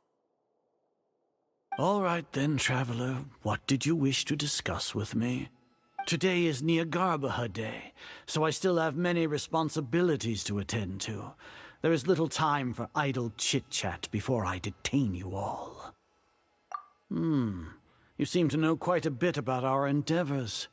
If that is so, then you should be praising our great work, rather than using your trivial misgivings in a futile attempt to sway me. Trivial? Then tell me, what do the Fatui want from me? Worthless.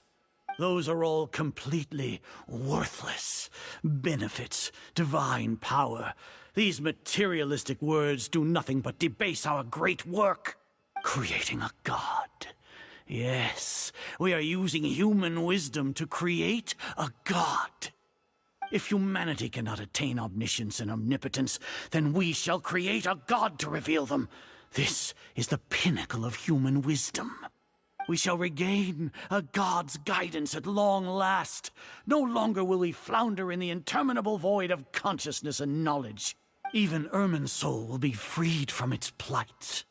For our nation of scholars, this is the ultimate aspiration. No cost is too great to realize it. You will never understand the rapture of having a god be born within your very hands. With your degree of knowledge, you cannot even comprehend such an emotion. Gods exist on a plane that far eclipses humanity's. Lesser Lord Kusanali, what can she even do? Care for the people? Fend off sandstorms? Fabricate silly fairy tales? These are but child's play for the Academia.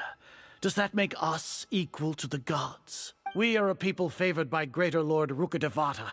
Though I may have personally not seen it, our forefathers bore witness to true wisdom. The ascension of the Lesser Lord has brought nothing but bewilderment to the scholars. They all ask, is that truly what true wisdom is supposed to look like?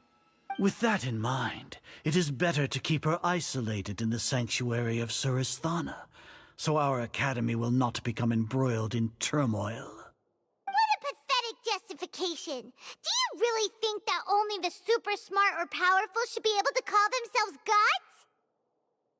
As per your judgment, Grand Sage, they are indeed dangerous individuals. Not only are they acting against the Academia, but their ideologies have the potential to lead scholars astray. Looks like there really was merit in my assignment. Alhaitham? Are you talking about us? Anyway, I've brought them to the Academia as ordered. But it took some time and trouble. Oh, that reminds me. Here's the investigation report you had requested. It's a summary of my time spent with the Traveler. An array of information about her ready for your perusal. Alhaitham? So you're still on the Academia's side! We finally started to trust you!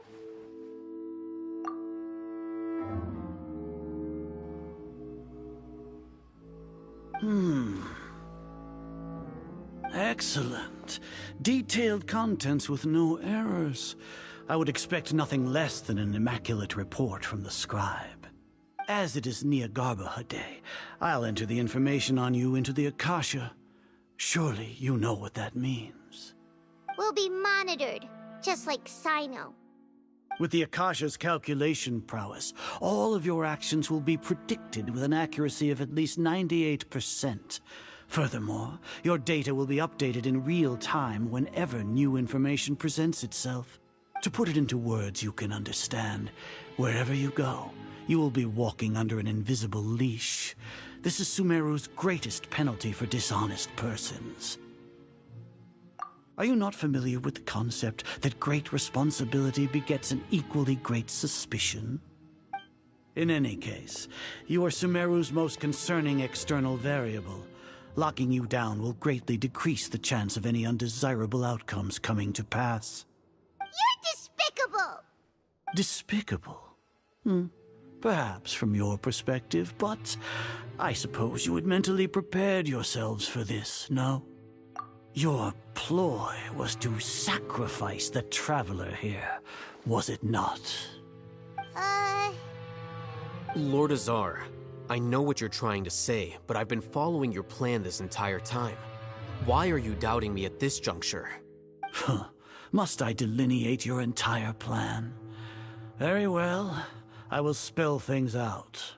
First off, I received an eyewitness report that you were spotted with the traveler at Caravan Ribat. However, you immediately departed for the desert and escaped surveillance range. Judging by the time, you all likely encountered the truant General Mahamatra in the desert. Am I correct? Maybe Paimon shouldn't have mentioned Sino just now. The Academia had not received correspondence from its scribe for a prolonged time. You were also in the company of the Traveler, a close associate of Lesser Lord Kusanali and General Mahamatra Sino, who had defected from the Academia. With their instigation, what was the probability that you would betray the Academia? Rationally speaking, 50%? 70%? What do you think? Regardless, that's only a guess. The facts are that I've brought the Traveler right before you, and I gave you my report. Indeed, your boldness deserves praise. To think that despite status as an outlander, the Traveler is still willing to sacrifice for the sake of your plan. If I'm correct, you have a contingency plan to save Lesser Lord Kusanali and ruin our great work. Sneak into the Academia on Niagarbaha Day, using Alhaitham's status as the scribe. For there is a good chance that an opportunity to save the Lesser Lord will arise. Should your intentions be discovered, Alhaitham will turn traitor and sacrifice the Traveler, thus proving his innocence. He can then stay inside the Academia and continue searching for a way to proceed forward. As for Sino, according to the Akasha's calculations, he will soon return to the Academia and confront me in person. I suppose this is also a part of your plan? You'll see me as a traitor regardless of what I say, no? Even if you impugn me, it would have little effect on you all. You misunderstand. Losing our scribe would irreparably damage the Academia's regular operations and the development of Sumeru's future academic systems. However, under the current circumstances, even that is trivial compared to what we stand to gain from our great work. You said that I betrayed the Academia, but you, Azar, you've betrayed all of Sumeru, betrayed its Archon. So flight has turned to fight at long last. Guards!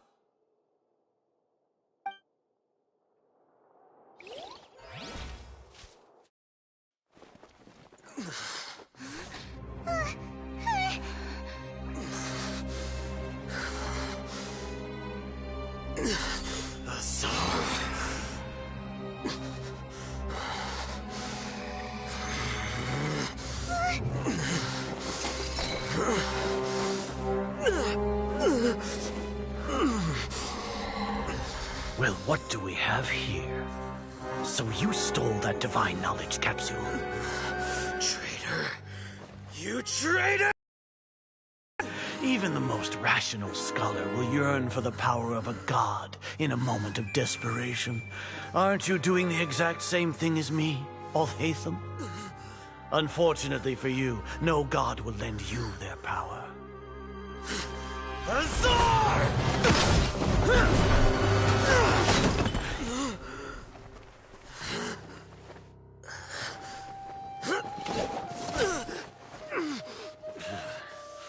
He has gone completely insane.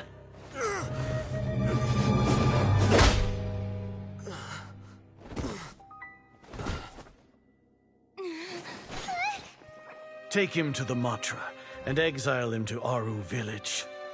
Then find someone to take these two to the confinement room. I'll deal with them later.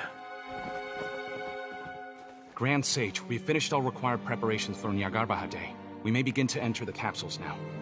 Excellent. You may begin.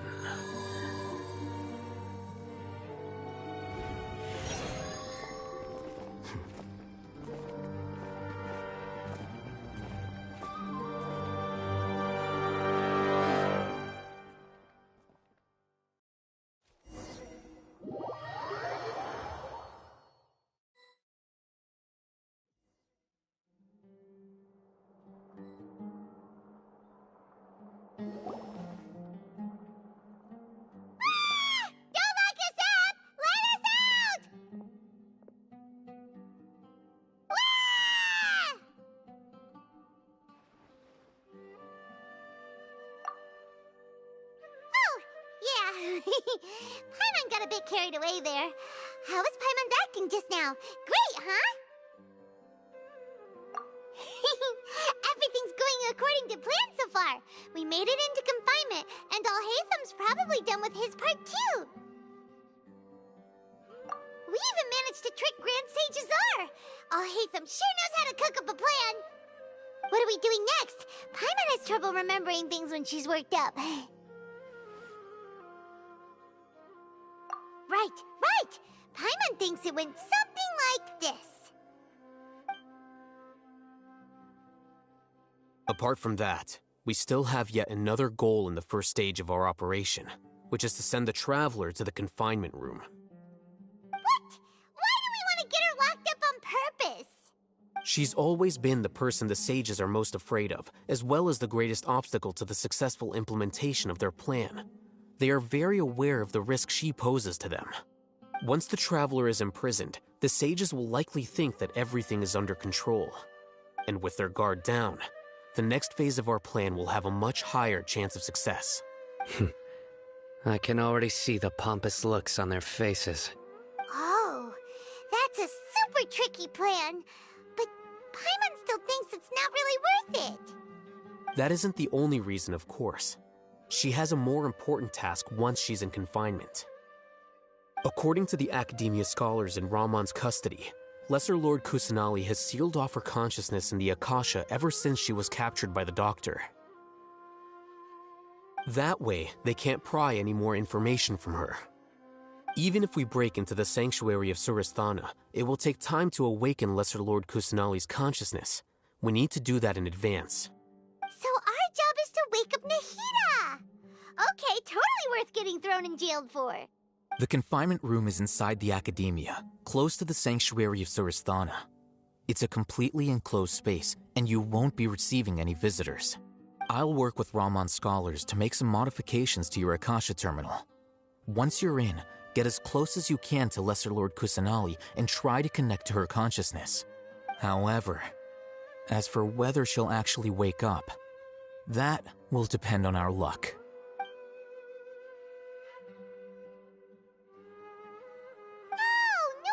You've been wearing your Akasha terminal today. It's the one that Alhaitham modified. Paimon thought they'd take our Akasha terminals when they locked us up in here. Were they being careless? Alright, so what now?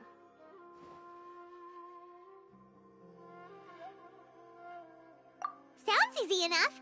We can finally talk with Nahida after all this time. Let's do it. There's a light flashing on your Akasha terminal. It's almost like The faster it blinks, the better the signal!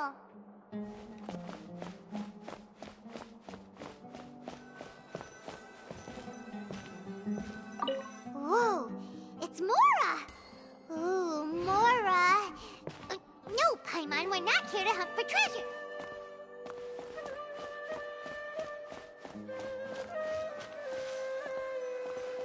Here? No signal again! Is it getting jammed?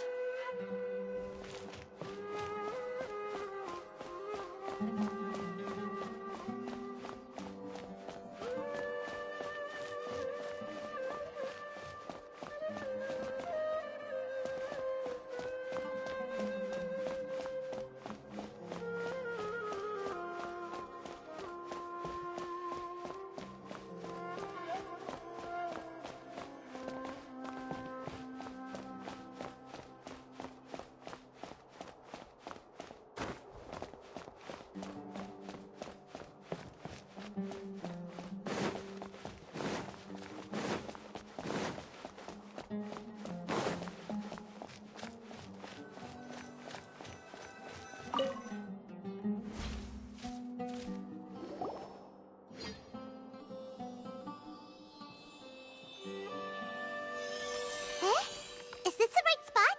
Are you getting anything? Please work!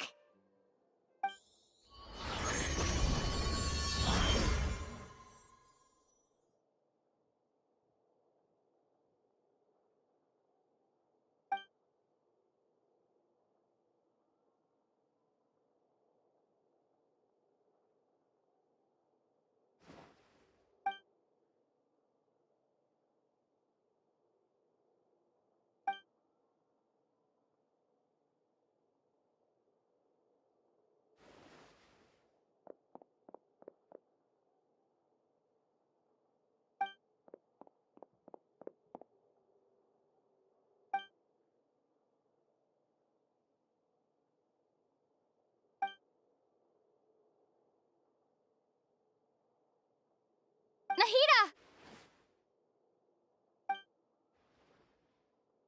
Hey, Nahida!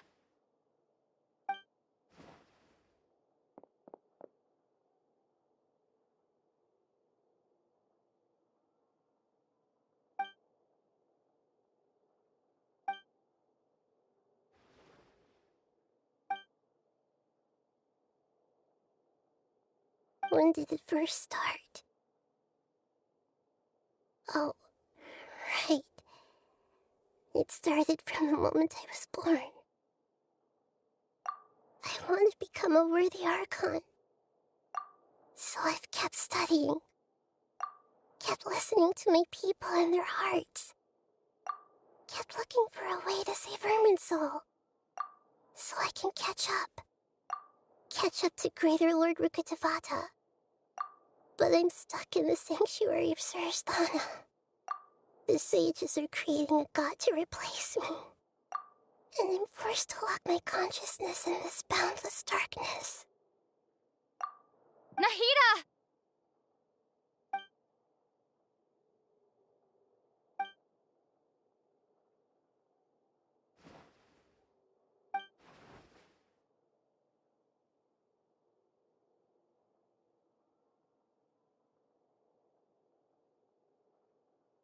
Nahida!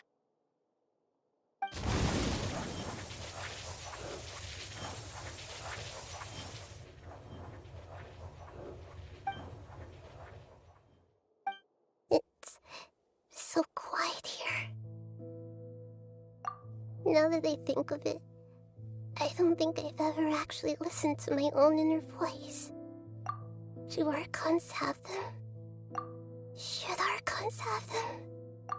Have I been doing the right thing? Am I really not needed? How do I really feel about all of this?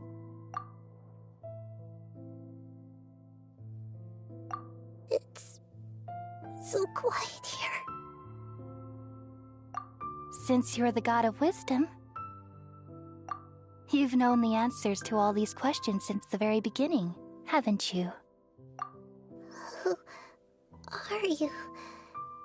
Whose voice is that? It sounds familiar. You're right, though.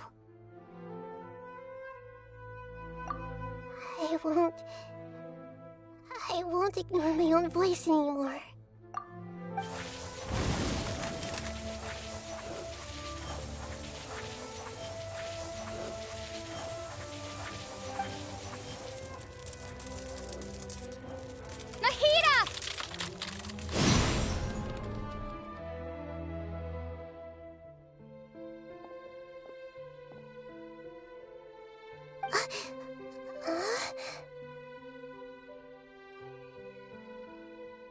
Nahida? Did you wake me up? Thank you. Why are you here? We're here to rescue you. Are you alright? I'm fine. It's just... when I think of everything that's happened to me, I feel really angry now. You should have been angry ages ago.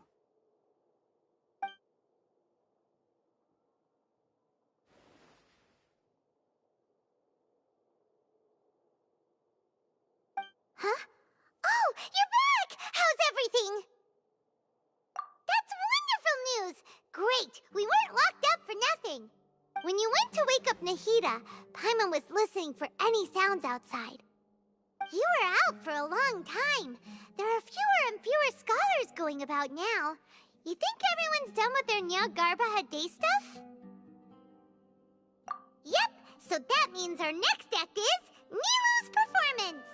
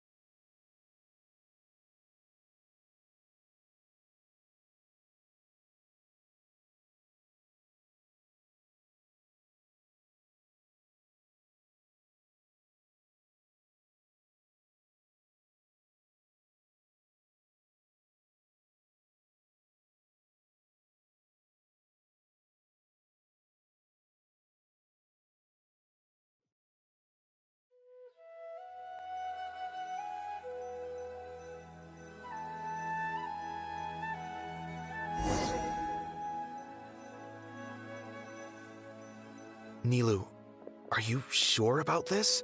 You're taking such a great risk for them. I'm sure, and I'm going. You know that I don't like to pass up any opportunity to dance, and this one is especially important. All right. You seem to have a lot of trust in them, so I won't say more on the subject. But if anything happens, of us here may not be able to help you. Don't worry. They've been through worse. Everything's going to be fine. All right. You know, if you really do get arrested, we'll do everything we can to get you back. Be careful, even if it's only for our sakes.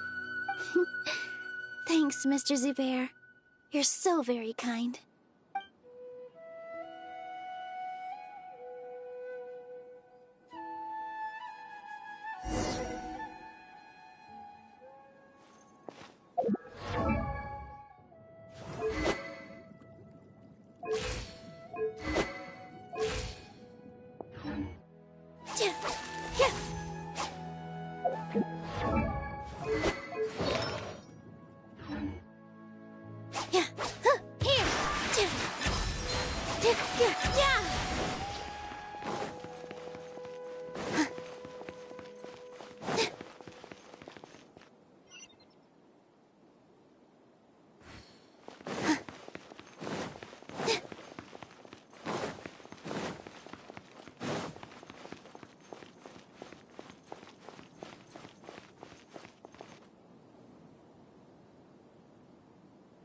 Nilu, how's it going?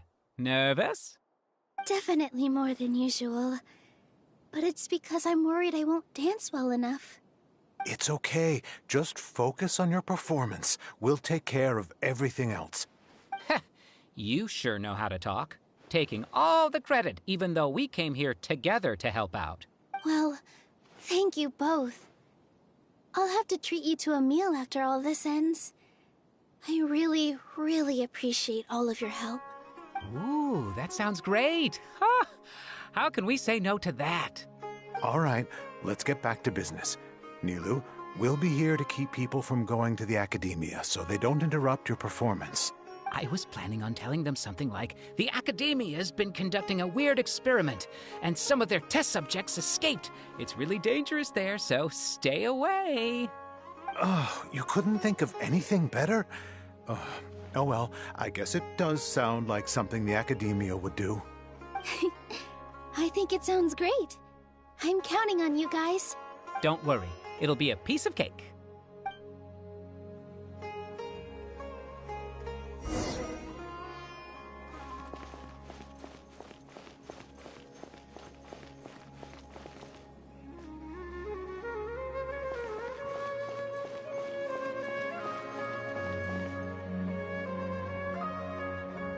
Hey, Nilu! Sorry, it's great to see you, but I'm really busy right now. Our Bait People Away with Yalda Candies plan is working beautifully. Do you want some candy? We have more than we can give out. Vihar, thank you so much for doing all of this. And even dressed up as the Knight of Flowers, no less. I'll pass on the candy, though. I cut back on sweets in the period leading up to a performance, and I'm about to start one. You have a point. The stage is cleared and everything's ready, so you can start your performance at any time. Yeah, thanks to you. I'm really grateful. All right, time to hit the stage. You're welcome. The honor's all mine, since I'll have such a great view of the show.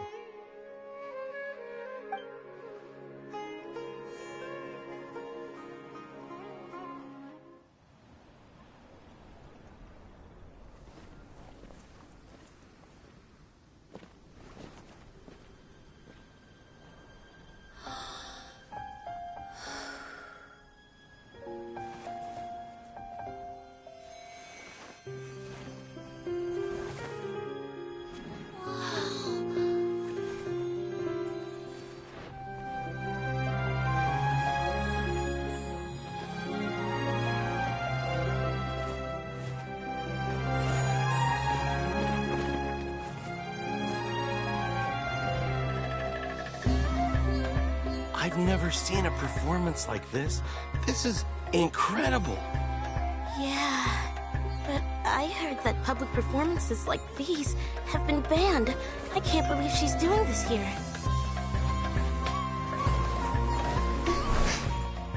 Grand Sage, there's some commotion outside. Huh. How uninteresting. Issue the new Prohibition Act from the Akasha to the guards. They'll know what to do. Do you think we should, like, stop her? Let's just watch for a little bit longer.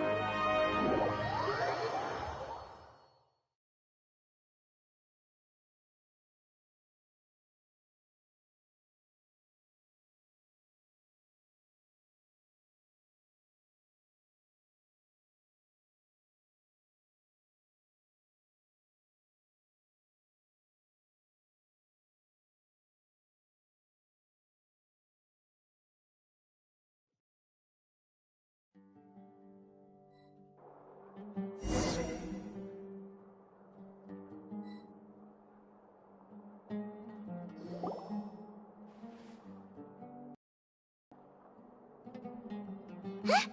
Did you hear that? It sounds like a lot of guards just ran by. Does this mean the plan has moved on to the next stage? Yep. It's great that everything seems to be going well. Come to think of it, when did Alhaitham replace the knowledge capsule that was about to be entered into the Akasha? Oh, so that's when he did it! Paimon was too nervous to notice. Speaking of, didn't Alhaitham also yoink the divine knowledge capsule from that mercenary leader in Port Ormos when everyone else was distracted? It's a time-tested trick of his. Why are we complimenting him? Yeah, he's smart and all, but he still makes Paimon's blood boil.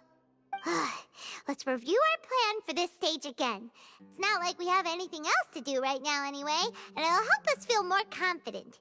Paimon remembers that Nilou's task was supposed to go a bit like this. Now that Lesser Lord Kusanali's consciousness has been forcefully sealed, the core figures of the Academia and their guards have started to wear their Akasha terminals again. With the Doctor's technological support, they think they have nothing to fear. How despicable of them to rely on such a person. But this is also our chance. I was originally asked to draft the knowledge capsule for the Artistic Performances Prohibition Act when I was still at the Academia. It should be on the Grand Sage's desk right now, and will be entered into the Akasha during the next Nyargarbaha Day. Are they really going to stop all artistic performances? That's horrible! I'll make an identical knowledge capsule, but this time, I'll smuggle some misleading information into it. We only need to find an opportunity to switch the capsules. Once it's been entered into the Akasha on Nyargarbaha Day, if someone were to be seen performing in public, the sages would definitely use that opportunity to announce the ban, and so the misleading information will be disseminated amongst the guards. Sure sounds complicated, but it seems like if everything goes well, we'll be able to get rid of all the guards in the Academia without any effort. That's pretty clever, getting right into their heads. I just have one question. Even if we manage to get the misleading info out to the guards, how can we be sure that they'll believe it? People who are used to relying on the Akasha become less inquisitive, and their ability to distinguish truth from misinformation is significantly reduced. They will view everything the Akasha releases to them as the unequivocal truth. The Akasha will turn humans into machines. I've seen it happen many times. Yikes. Good thing I didn't wear it for long when I was working in Sumeru City. At first, I thought it was a good thing too. By the way, this plan still requires a performer, right? Do you have someone in mind? Nilou of Zubair Theater. I know her really well. We can trust her. I'm kinda hesitant to ask her to participate in a dangerous plan like this, but we can ask her in person. All right. After the guards in the Academia are gone, then it'll be time for me and my stowaway brothers to shine.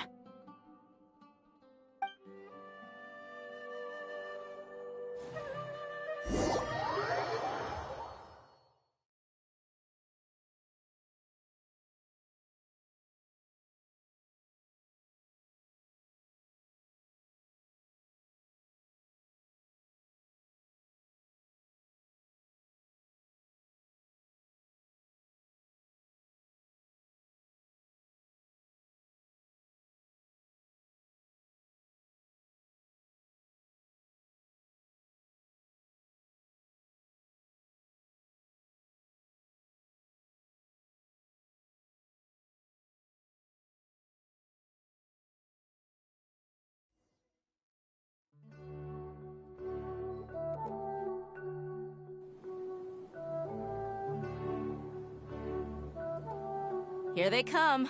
Did you see that, Raman? They came out from the Academia in droves. After laying low in the city for so long, this is the moment we've been waiting for. My brothers have already sprung into action. We couldn't do anything to them inside their coop, but outside the Academia, this is our hunting ground. With a lioness like you, the prey sure won't be able to run far. We still need to eliminate the guards as soon as possible. If we give the sages enough time to realize what's happening, the plan's doomed. Yeah, all they've done is to sit on their cushy salaries and twiddle their thumbs all day while we fought and struggled every day in the desert. The only advantage they might have is their numbers. Speaking of which, most of the guards who report directly to the 6 sages belong to the Corps of 30, but they have a completely different reputation. Following those blasted sages every whim, throwing away all the principles of being a mercenary. As someone in the same profession, I'm obligated to teach them a good lesson today. Indeed, the trap has been set. All we need to do is lead them there. All right, let's each take a road and herd those scattered guards back into one place. Make sure to attract their attention. Isak will be the key. You gave such an important task to that child. Will he be okay? It'll be fine. Isak was so determined to help, so let's put our faith in him. Besides, even if he's caught, the guards would be too scared to do anything to him. They've never seen Lesser Lord Kusanali in person, after all. You've got a point. Anyway, I think I see them coming. Let's head out. Good luck.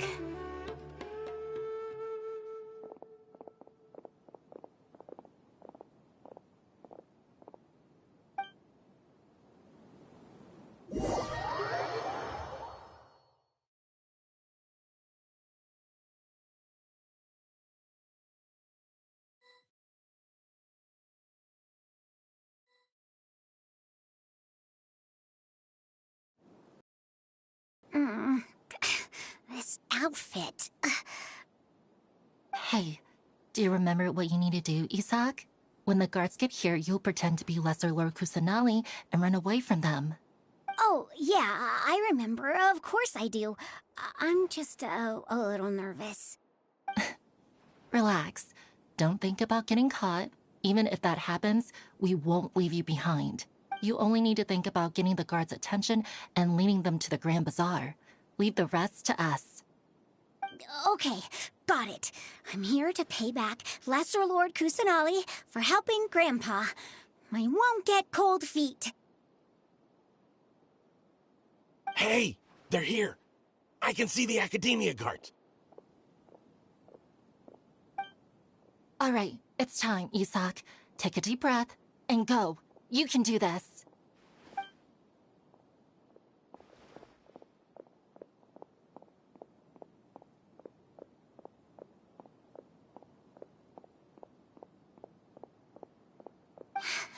Why is there a guard over there?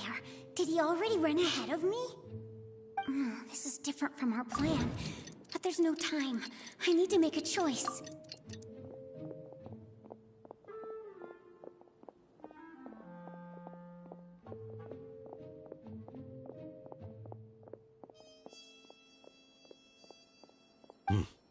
Let's have a look behind the house. What should I do next? Huh. Looks like nothing's here. A waste of time. Luckily, he didn't check behind the tree. What should I do next? The guard looks alert. What should I do next?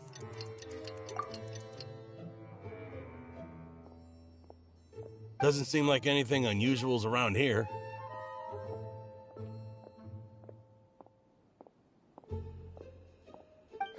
Looks like the guard finally left. I need to go.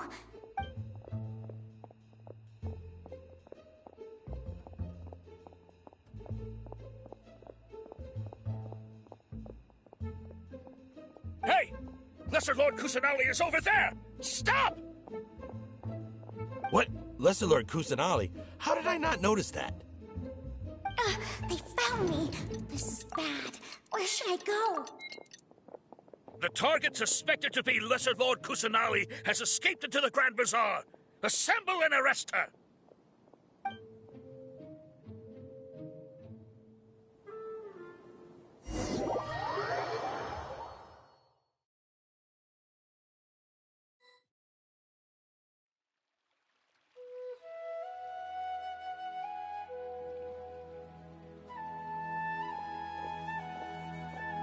Where did she go? How did she disappear? Did we lose her? Hurry up and find her! Hey, why is your team here? Didn't we say to split up our search? Hurry! Hurry! This place is... Why are you all here?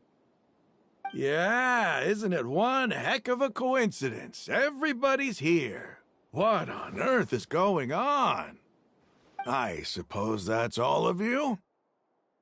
Who are you? Did you set us up? What are you planning? Phew, that was rough. I almost got caught. Little brat! So you're not actually Lesser Lord Kusanali. Who exactly are you all? Eremites from the desert? Just some colleagues. Think of this as a business competition, or a personal grudge. After stepping into our traps, stop thinking of yourselves as hunters. Behave like the prey you are.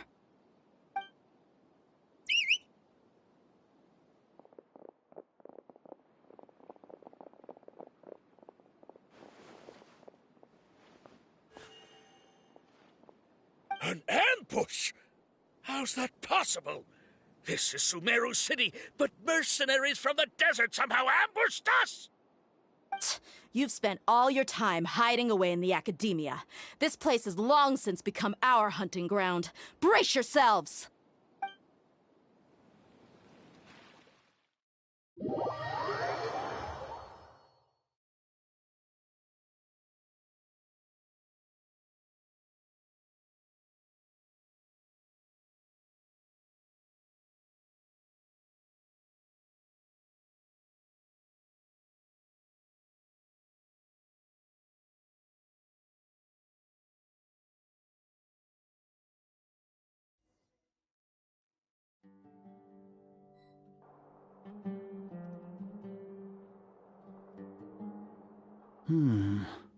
This is odd. The academia has quieted down after the conclusion of the Nyagarbha Day ceremonies, but it's much quieter than usual. Where are the guards? Why have I not seen a single one? Guards? Guards! Grand Sage, how may I be of assistance? I called for the guards. Why did you come? My apologies, Grand Sage. Right now, all Academia guards have entered the city to perform the ordered arrest. I thought you knew. Arrest? Who is there to arrest? I have an ominous feeling. Arrest Lesser Lord Kusanali, right? Is that not what the order was? Lesser Lord Kusanali? You mean she has disappeared? Yes. I wouldn't dare make up something like that. Right now, everyone is in a panic, and many are saying that Lesser Lord Kusanali will take revenge on us. What happened? Just what is going on? Lesser Lord Kusanali somehow escaped? Was it Alhaitham and his party that freed her? That's impossible. The Academia is heavily guarded today, and any order to release Lesser Lord Kusanali would be strictly confidential. Besides, Alhaitham and the Traveler are already in our hands. What manner of trickery did they employ? How could Lesser Lord Kusanali disappear into thin air? Disappear? Wait. How was the arrest order distributed to the guards? It was issued by the Akasha earlier today. Only you have the authority to send messages like that, so I thought it was your order. Let me check.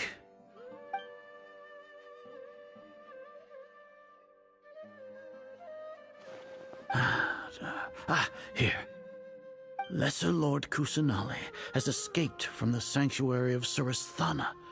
Go to the city and arrest the escapee immediately. The Akasha indeed contains this information, and it clearly appeared in my mind. How did they bypass my permissions to issue this kind of message? Was it the report about the Traveler that Alhaitham submitted?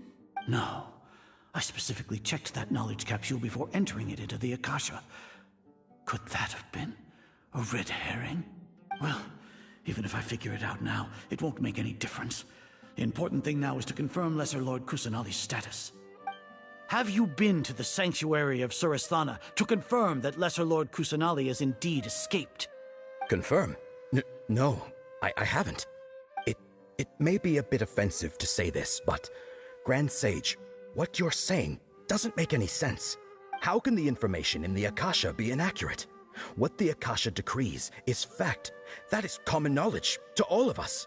If we have to confirm the information and knowledge from the Akasha ourselves, then how is that any different from us learning that information ourselves? Wouldn't Greater Lord Rukkhadevata's legacy lose its meaning that way? In the beginning, it was I who asked you to believe in the Akasha, to believe in the legacy left by Greater Lord Rukkhadevata.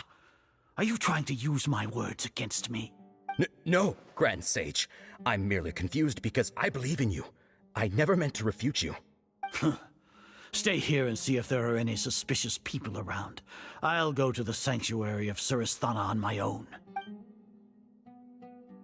Yes, Grand Sage.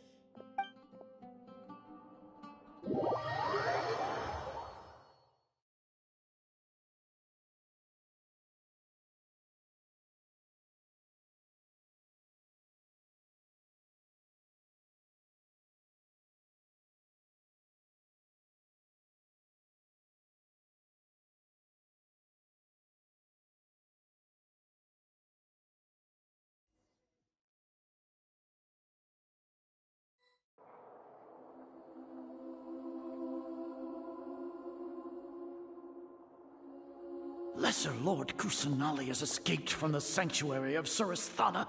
Go to the city and arrest the escapee immediately. How can that be? Stop thinking about it. Stop. It must be a trick of theirs. As long as I personally confirm it. Ah! Impossible. That's impossible. There must be something wrong with my eyes.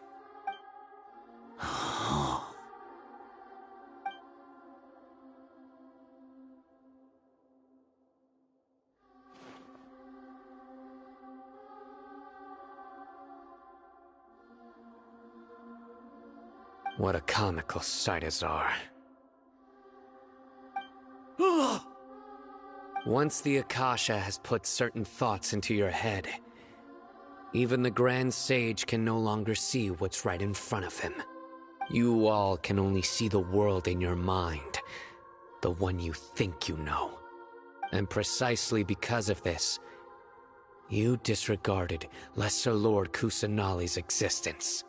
She has been a wise and worthy Archon. Sino, have you been waiting for a chance like this? The Akasha predicted that you would return to the Academia to confront me. But I didn't expect it to turn out like this. I was careless. No, you were blinded. Your faults stem from your reliance on the Akasha. You're still the same as always. I truly did not expect a proud person like you to cooperate with Alhaitham and the Traveler. People change, Azar. Admit it. The Akasha can't predict my actions anymore. Then tell me, what have you found during your investigation? You want to buy time? This is the sanctuary of Surasthana. Under your own regulations, even Academia staff are forbidden to come here. No one will come to save you. As for the investigation, I've at least confirmed that you are guilty of insurgency against the Archon. A serious crime. So what? Did you do all of this so I would plead guilty in front of you, General Mahamatra? No. I want you to plead guilty in front of the Archon herself. You once said that I had no standing to judge you. So now, how about judgment in the name of a god?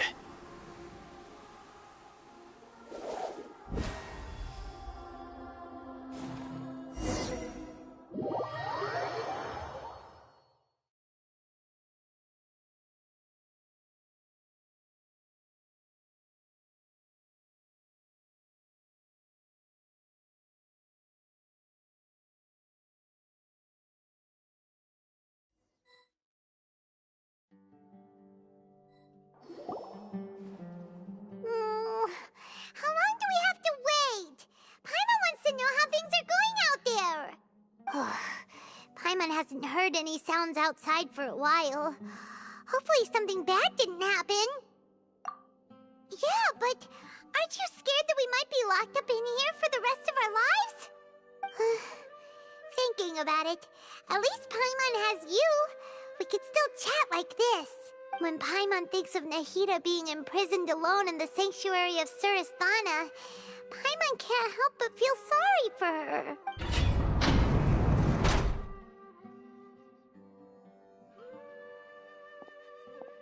Here comes your savior. Dia! Paimon just knew you would come to rescue us!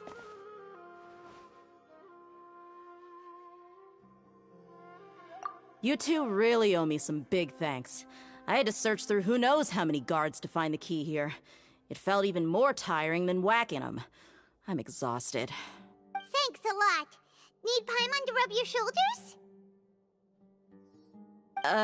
No, that's, I'll pass. What are you afraid of? Oh, are you ticklish?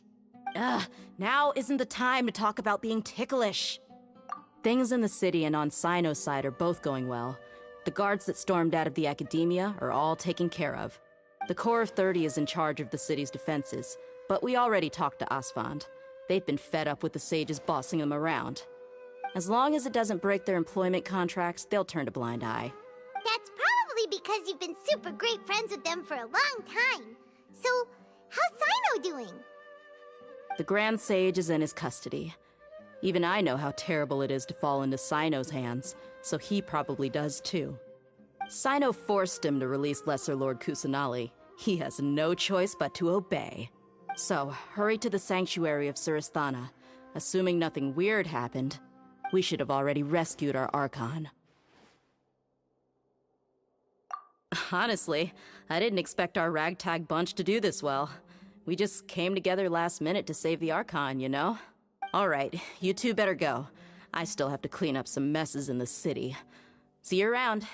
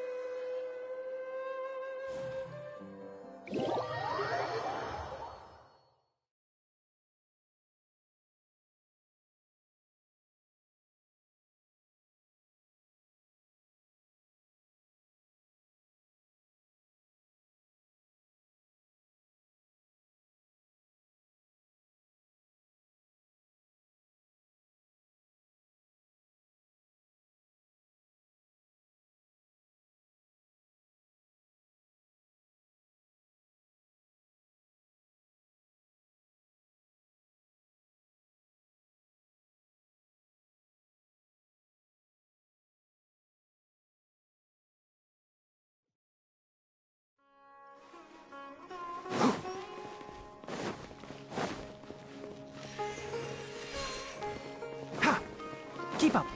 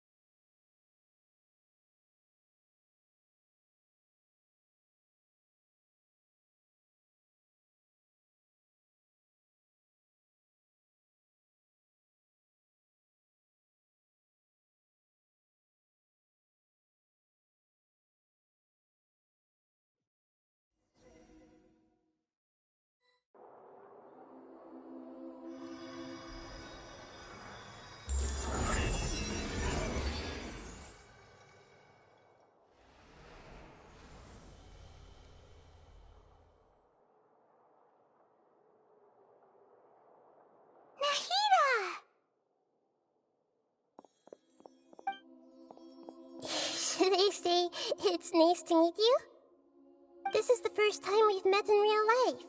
Before, we've only met in dreams, consciousness, or when I was in someone else's body. Thank you so much for coming to rescue me, but I also need to apologize. During this time, I did some self-reflection. My sense of inferiority and yielding to the academia led to all of this, and created so much trouble for you all. Exactly! We're here because you're a good Archon and one of our friends! Thanks, you two. Amazing. So this is how it feels to walk out of that cage with my own body. It's like I just had an endlessly long dream. I can't even tell if I just woke up or was only now born into this world. My concept of self has become so clear. But now doesn't seem to be the time to indulge in this feeling. This is really embarrassing. You all just rescued an Archon, and now she needs your help to save her country, and even the entire world. It's okay. With you here, Paimon's sure that everything will work out. There's one more thing. What is it? For all the things the Academia did to me, and for all the folly it committed in the name of wisdom, as their Archon, I will make them pay. Ah! Wow! That's the spirit! You're finally standing up for yourself and not letting people walk all over you! I understand now. To be a better Archon, I first need to better myself. If you haven't even figured out how to be a caterpillar, how can you be a butterfly? Yes, true. That reminds me. I wonder how far along the Academia is with their god creation plan. We need to hurry and prevent the birth of that false god. I need to make some preparations. Since I'm now free, I can establish a direct link to the Akasha and control it.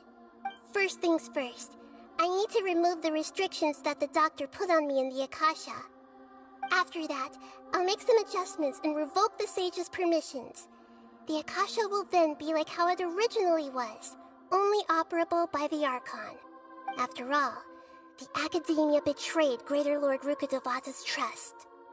This might take some time. In the meantime, you should also work on your own preparations. If we don't stop the god creation plan in time, we'll be in for a tough fight.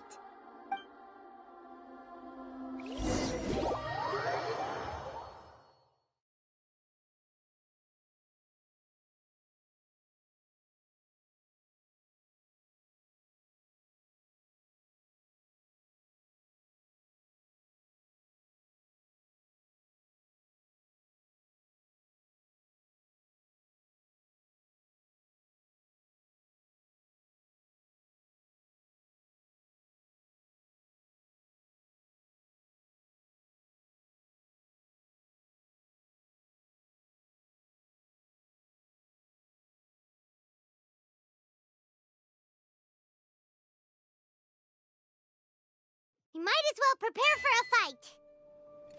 When we're done, we can take a walk around. After all, we missed out on a lot of stuff when we were locked up.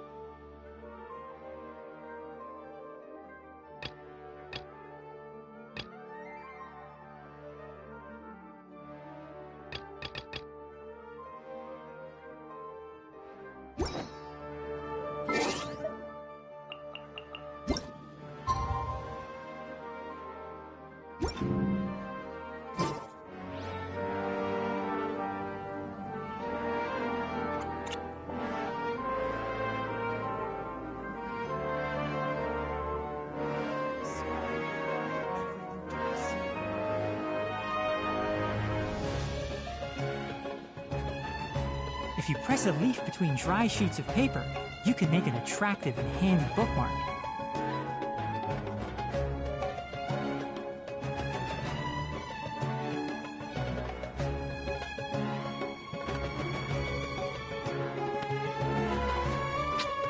Huh?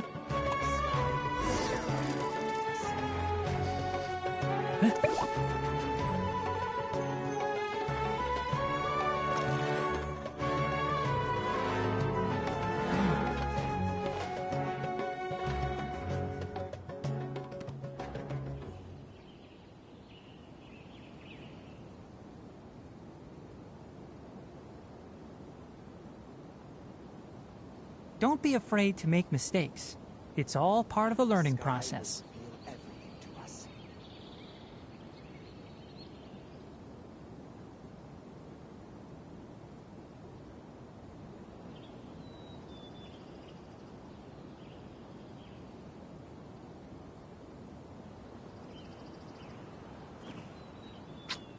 Huh?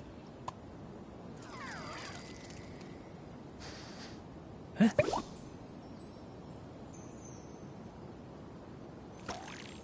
The sky will reveal everything to us. Ah.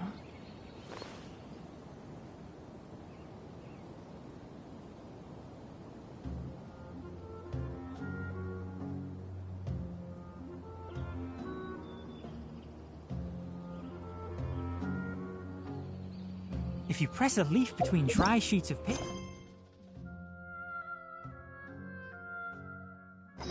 you can make an attractive and handy bookmark.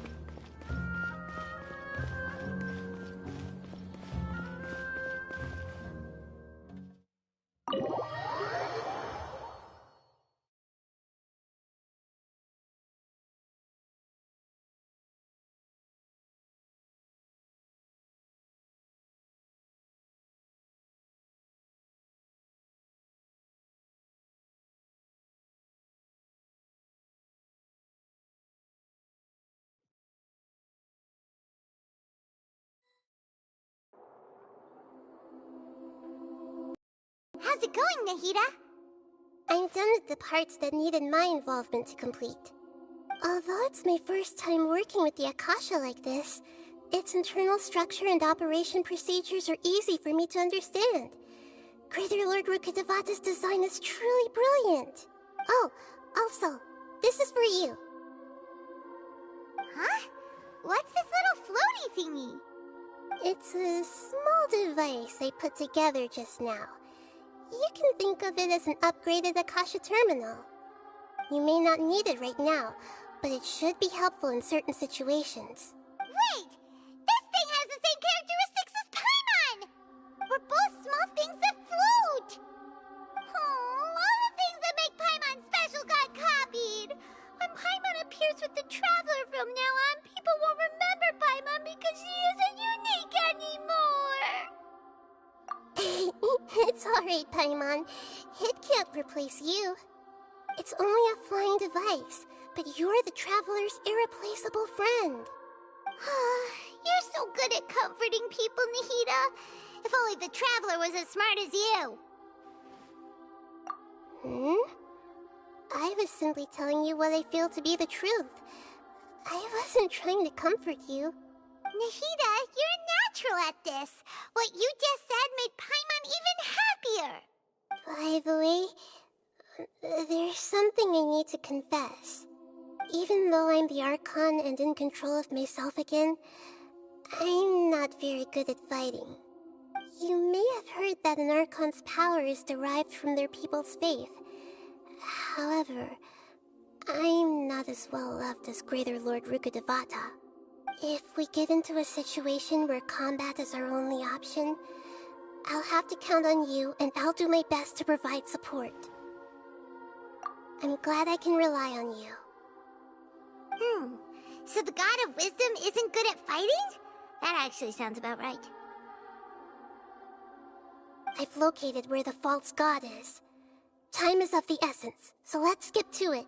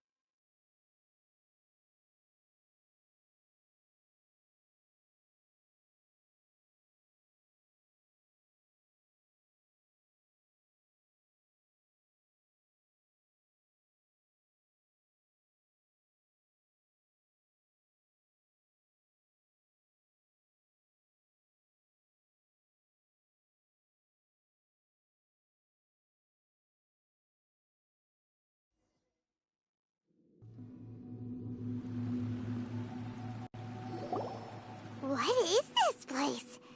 Is this really the way we need to go? Wow. Who would have thought there'd be a place like this hidden right slap bang in the middle of the city? The sages wanted to realize their god creation plan without being discovered. The safest and most convenient way would be to build within the academia itself. That's true. They were already hiding one god, so why not two? Judging from the structure here, the project is a huge undertaking. The sages really saw the god creation plan as their ultimate goal. But this place doesn't look like it could have been constructed by the academia alone. The Fatui under the Doctor sure didn't hold back. They provided a lot of technological support.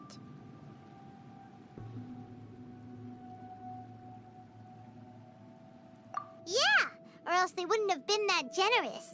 Is that it, though? I've always felt that this Doctor is different from the academia sages. He doesn't seem to share their sense of urgency. Instead of being interested in the end product, it's like he's enjoying the experimental process. The Fatui Harbingers are all such weirdos. So, the Doctor being weird is actually normal. So, this Fatui that they're trying to turn into a god is called the Balladeer? We had previously come into contact with his consciousness. He harbors particularly strong obsessions. One is the desire for a gnosis, since he was created to be the vessel for one. The other obsession is probably related to his past. I can't quite explain it. Paimon knows that he was a prototype puppet for the Raiden Shogun before he became a Fatui Harbinger. That's why he wants a gnosis so badly. There's no way he'd willingly be a test subject. Now with that temper and ego of his. It sounds like you know the Balladeer quite well. I see. Tell me more about him and what he's like. The more we know now, the better we can plan for and react to any future situation.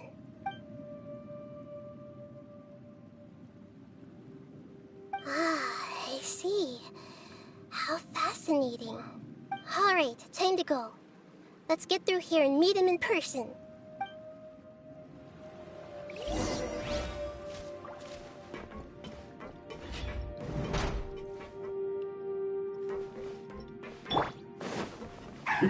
Work time! Solidify! Let's go to work! No excuse for slacking! Shut her! Eye for an eye! My duty. Stabilize! Let's move out. Crush! Can't see? Let's nip that in the bud. Let's end this quickly! Shut her! Rack and ruin! This is bad. Vengeance will be mine! I guess this is it.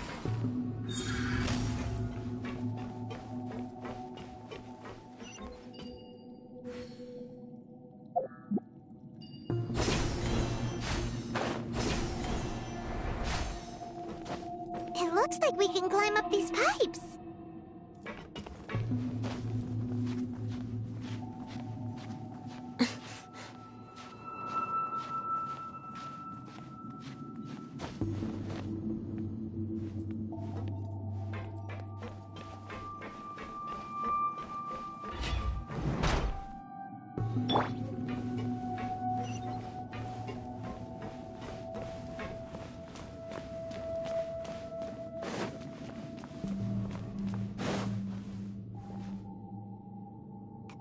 The ground seems all messed up. Let's go around and see if there's a way to fix it.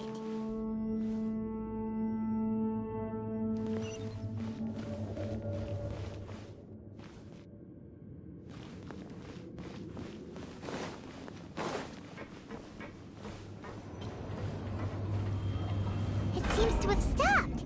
Let's continue.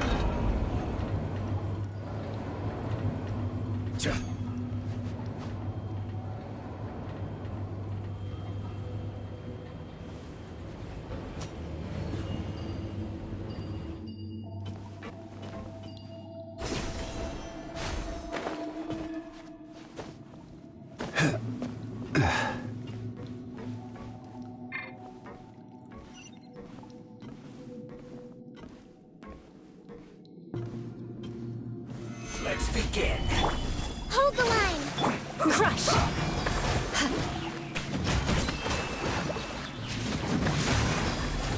Eye for an eye! This isn't good.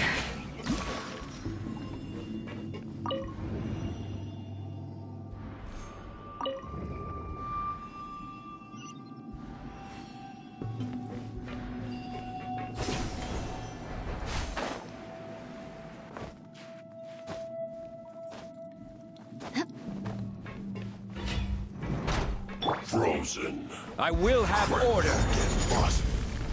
Gather. Frozen rebuild! Shudder! Flash frost. Beg for mercy.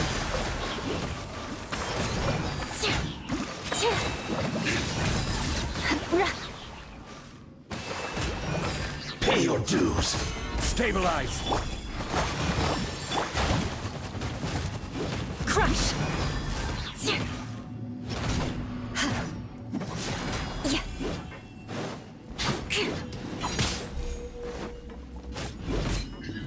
Beg for mercy. No escape. Solidify. Hold the line!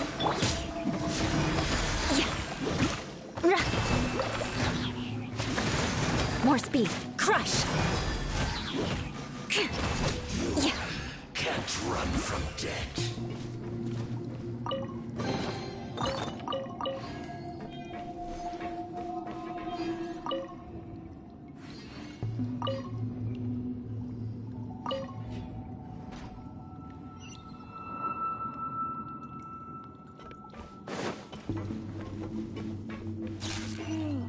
The cart is stuck.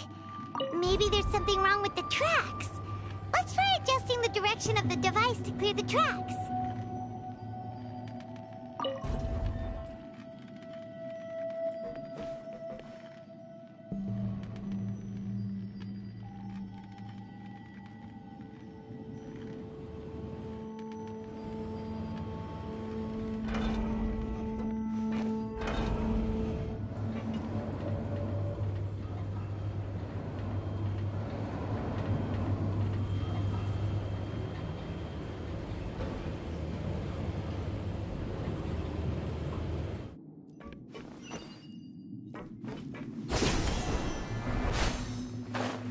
I'll put you on high heat. Gather. Allow me! Gonna get careless.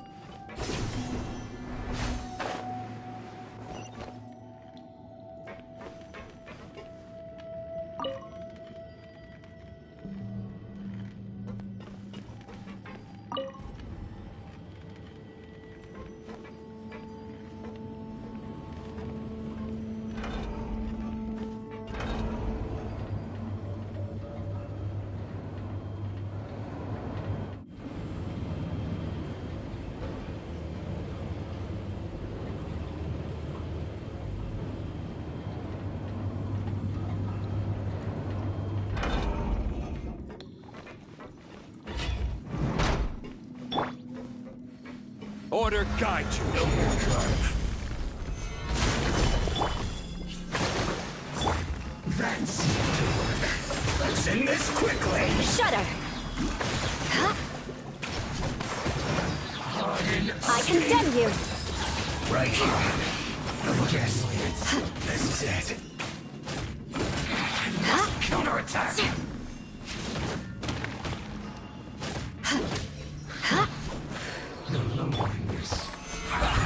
Well met.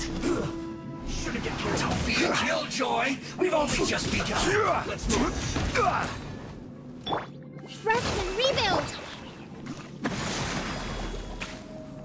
Crucify it!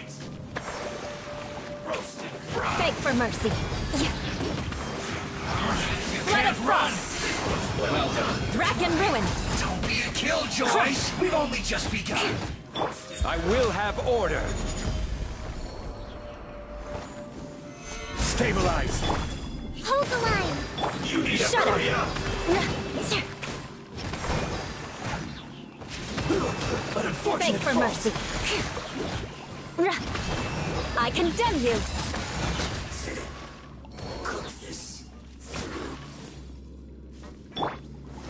Gather. Allow me! Shudder. Beg for mercy. Eye for an eye. Vengeance will be mine. Shudder. Beg for mercy. Rack and ruin.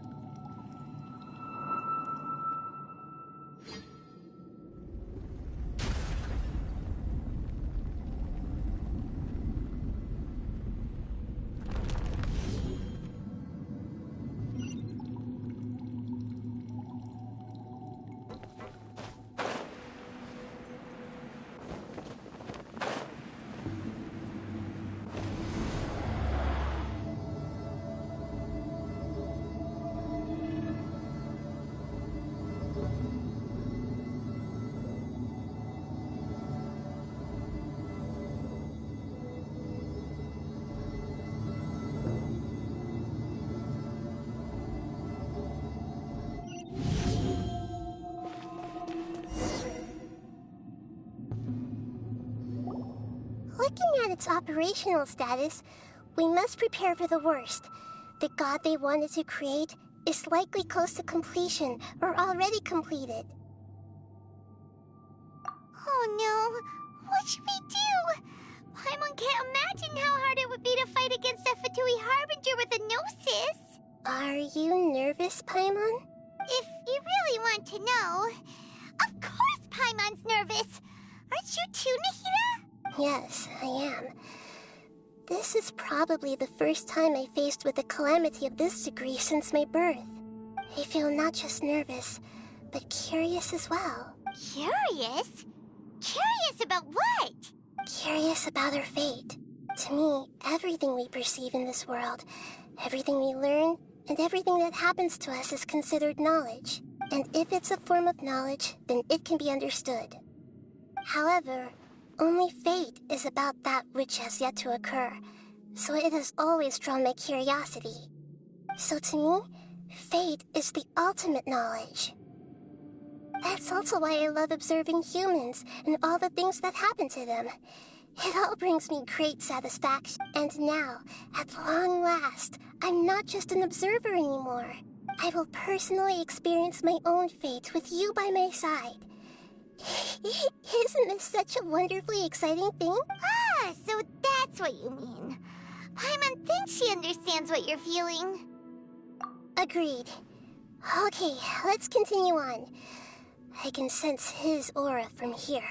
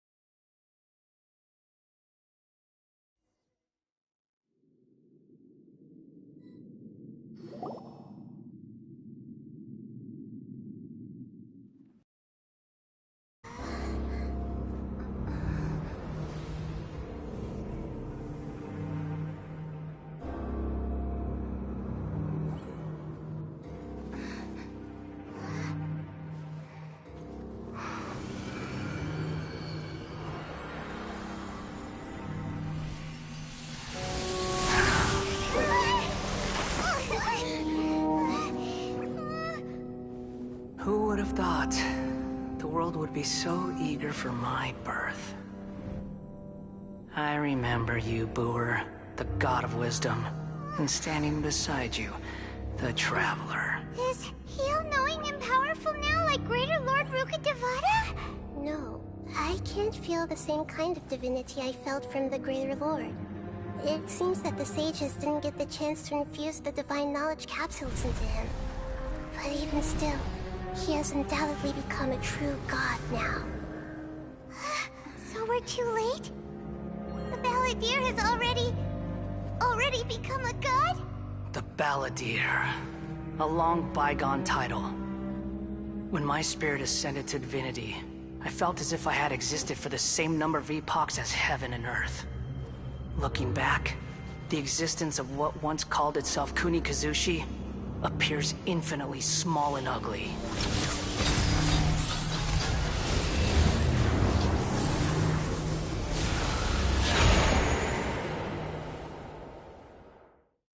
This imposing aura, it really feels like the gods! A body that capitalizes on the Balladeer's original construction as a mechanical puppet, with the Gnosis serving as a constant power supply. How much effort and resources did the sages put into this? From a purely technological perspective, it's a commendable achievement indeed. It's no exaggeration to say, this is the culmination of human wisdom. You sure are something! Dishing out compliments at a time like this? But I don't think he's reached the spiritual height of a god. Strife is engraved upon every god and every gnosis brought forth into this world. Can you feel it? The exhilaration of such power, and the thrill of anticipation for our contention. Nahida wouldn't feel the same things as you! Do you not realize that you are interrupting a conversation between gods? Lowly creature, know your place! The strife engraved upon a Gnosis. You're talking about the Archon War. Tevat's current peace was not easily won. I didn't personally participate in the Archon War, but the way I see it, all those losses were meaningless, driven by the demands of the laws. There's no point in bringing it up again. Is that so? Yet I am deeply disappointed that I was never allowed the fortuity to personally participate in the Archon War. This is a first. Encountering a god in this world who does not crave... No wonder your own people have abandoned you, god of wisdom. Your judgment is as your existence, unsubstantial. This is where everything ends, Booer, the god of wisdom. You should know that wisdom cannot solve every problem. Like now, where your only option is to face me in combat. Come!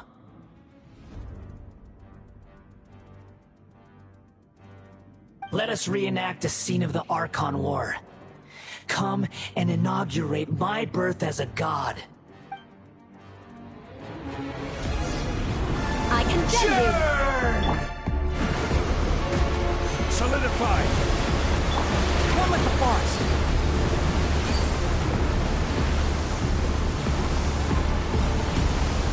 Feeble you! I hear everything! Gather! Crush!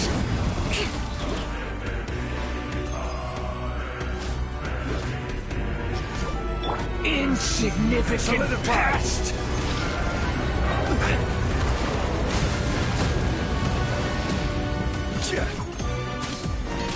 Order guide you.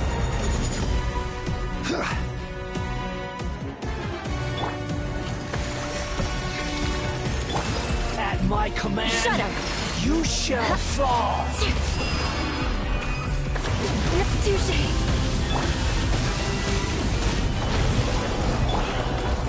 Covenant of the Deep!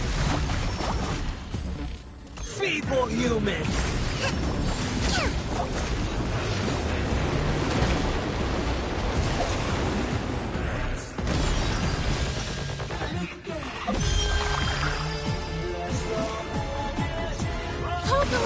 Insignificant pest!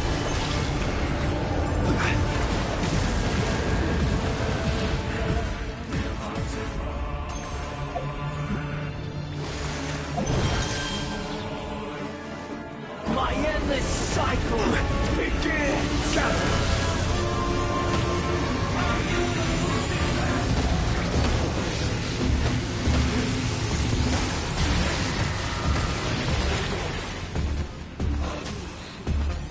Feeble human! Rest and rebuild!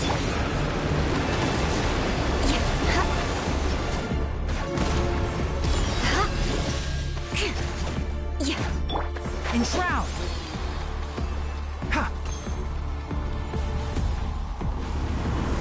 Churn!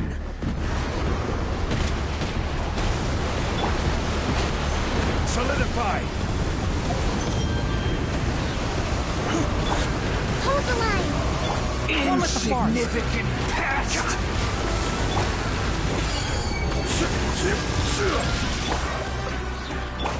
Crush! Shudder! Freeze to the core! Eye for an eye! Stabilize! At my command, you shall fall!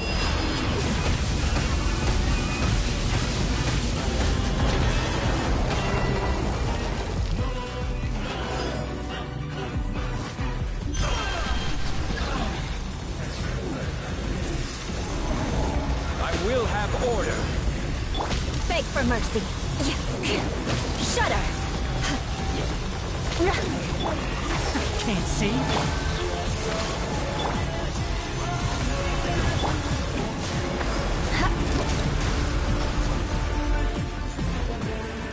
Insignificant pest!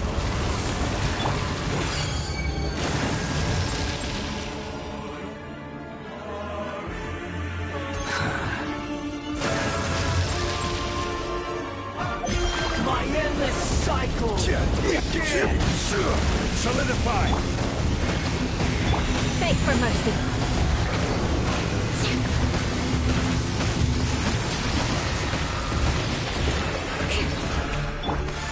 Enshroud!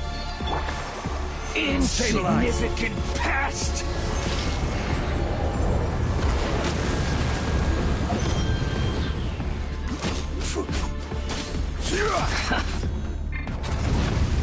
Solidify! Rest and rebuild! Crush! Churn!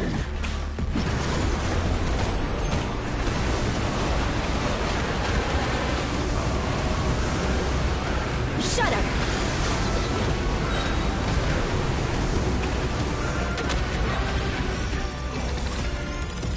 At my command, you...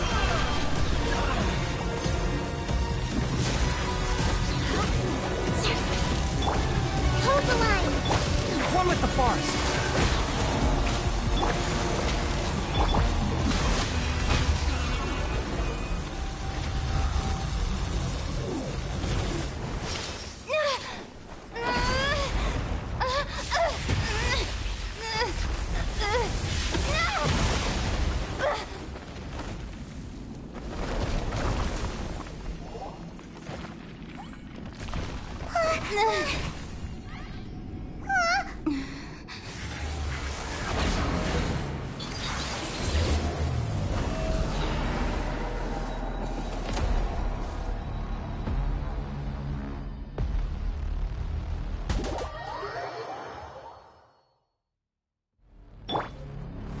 Gather!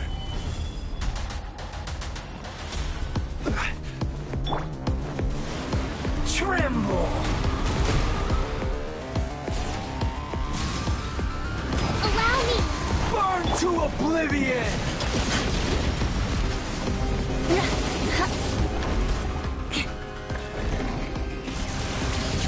Kneel! Solidify!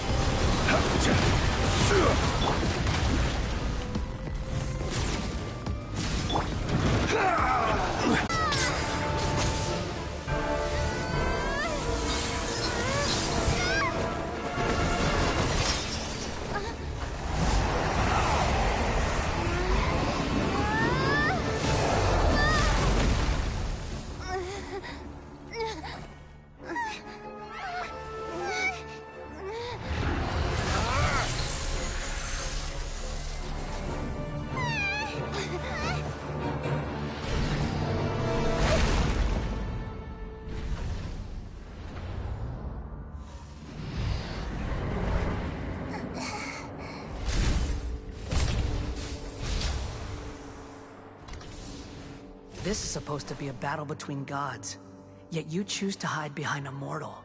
And now, you're acting like you'd sacrifice yourself for a human. Are you having fun proving a false sense of heroism to yourself, Booer?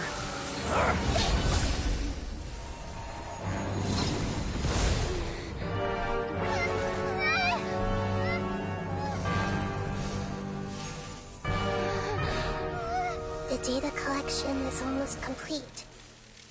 Do you even know how many times you've tried to take my gnosis from me?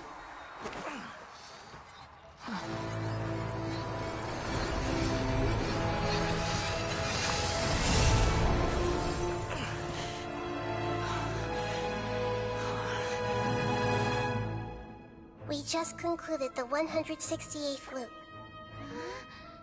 Did you know that in the effort to create you, the people of Sumeru were forced to live through the exact same number of Sub-Zerus festivals and Samsara cycles? The power of dreams. When did you use it on me?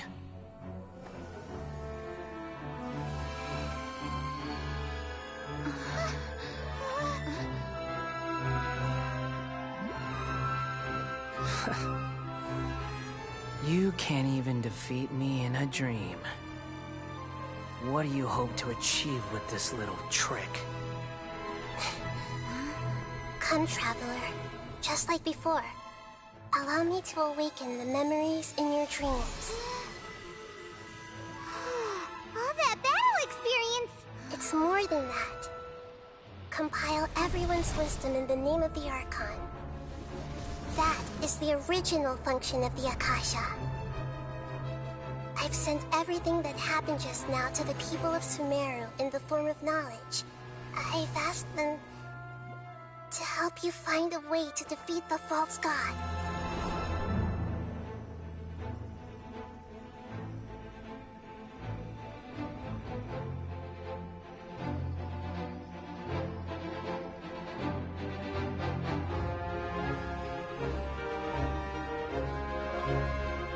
Now, all of Sumeru's wisdom is at your disposal.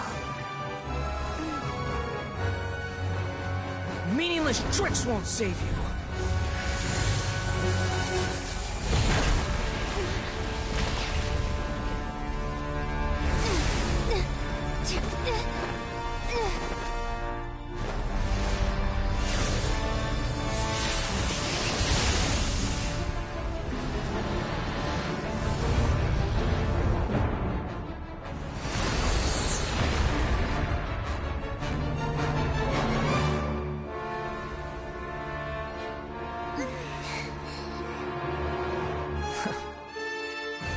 Are you done with your tricks?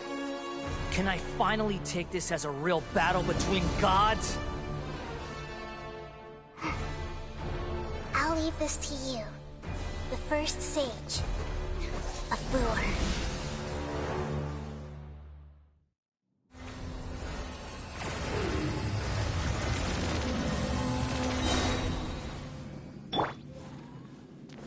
I am the all-knowing God.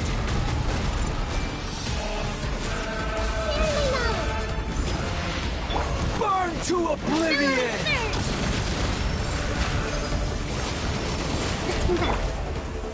Solidify! Kneel! Shudder!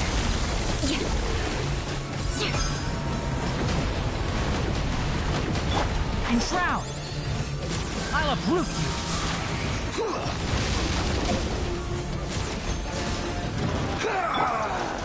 Stabilize!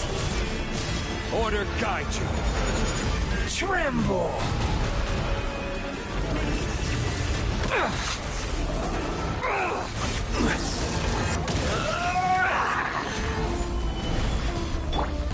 Rest and rebuild!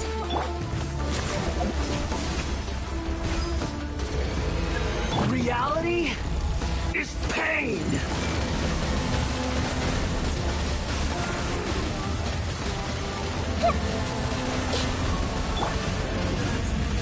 Solidify!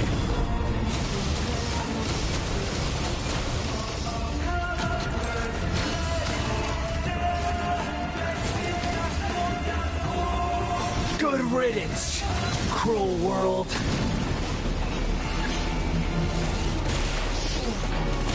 Stabilize!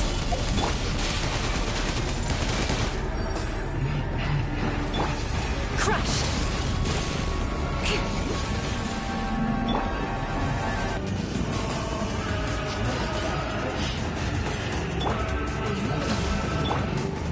Gather!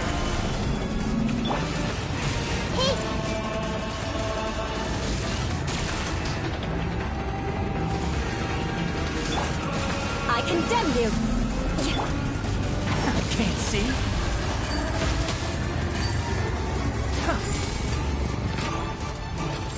Your new god awakens! I'll not finish my research.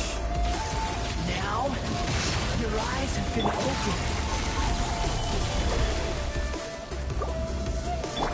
Allow me! One with the forest.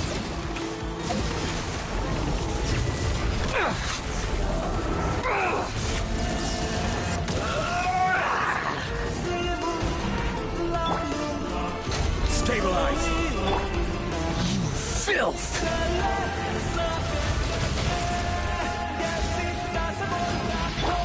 Burn to oblivion! Gather! Hold the line!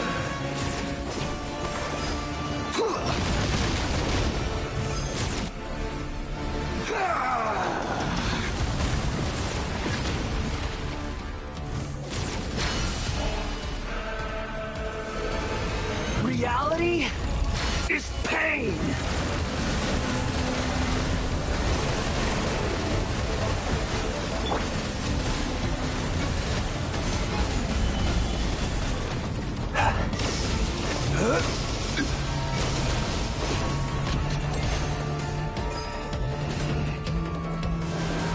Tremble!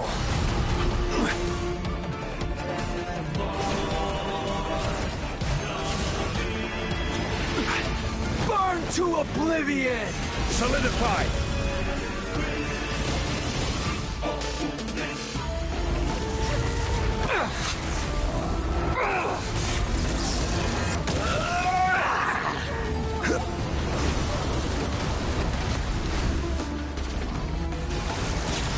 Kneel!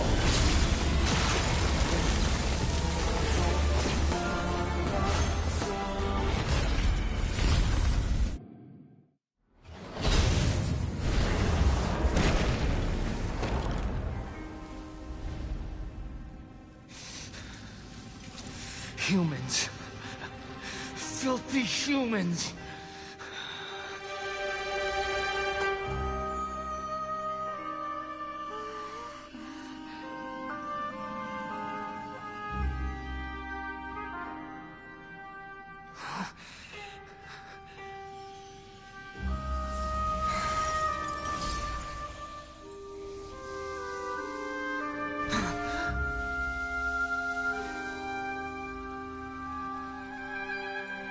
No! Wait! Please! Anything but the gnosis!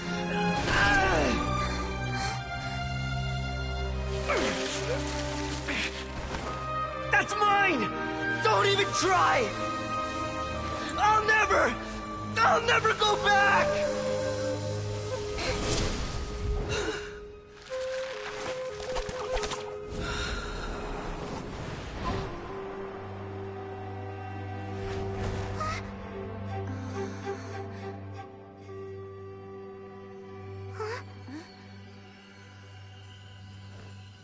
We haven't yet found the answer to the most important mystery.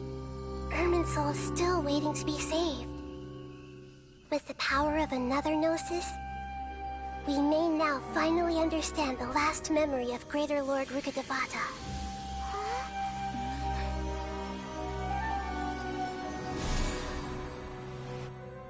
This is... That's right. This is the last memory of my predecessor. Every journey has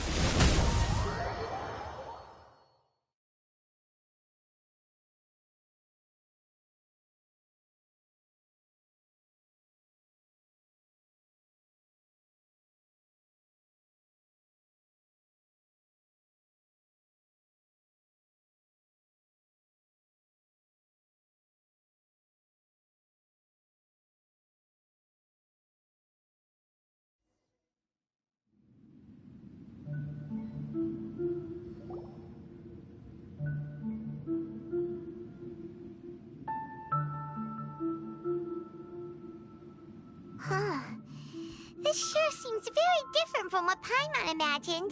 Shouldn't Irminsul be in this realm of consciousness?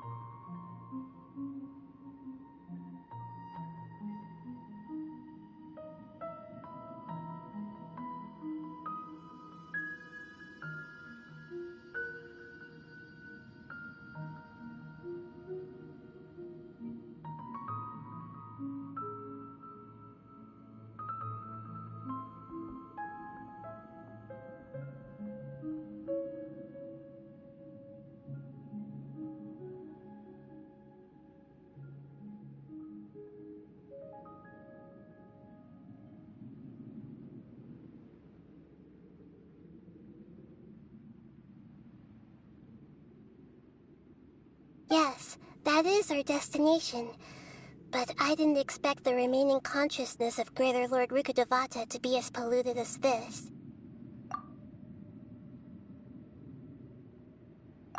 Forbidden knowledge? It seems you know about a concept that even I don't completely understand. Could you tell me what you know?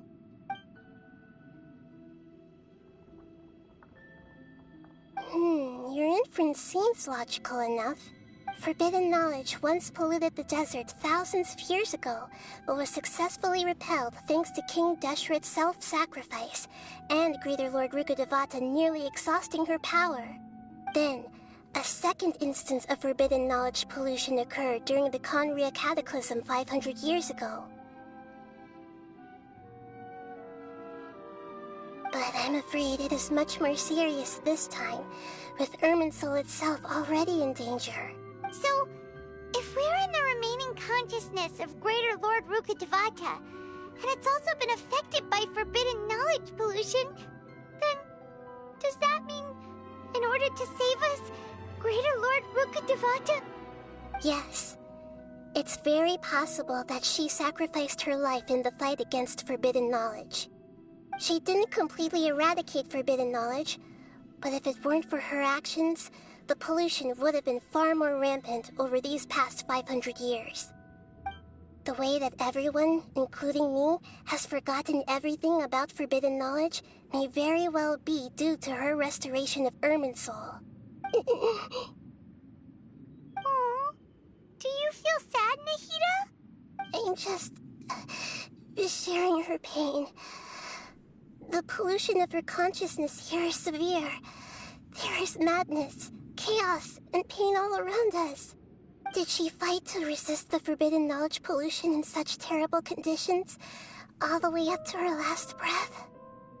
She even used her last remnant of lucid consciousness to leave a clue for us to follow.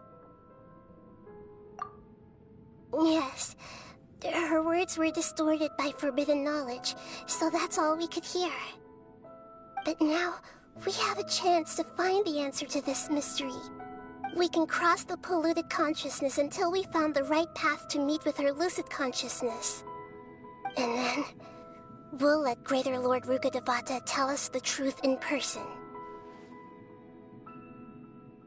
Each of us need to be mindful of the state of our own consciousness while we are here.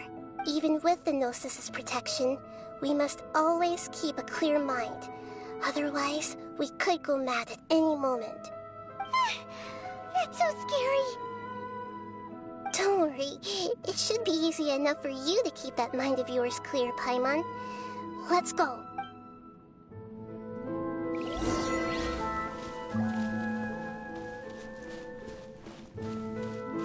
Are we in the air? And why is there a huge boat? That's the boat of consciousness, which symbolizes reason here. Its course is the direction our consciousness is traveling towards. If we lose control over our consciousness, we will fall into madness. So let's make sure the boat stays on course.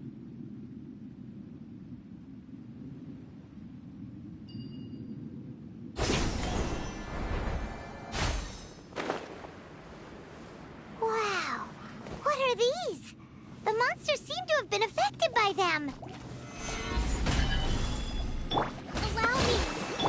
Beg for mercy.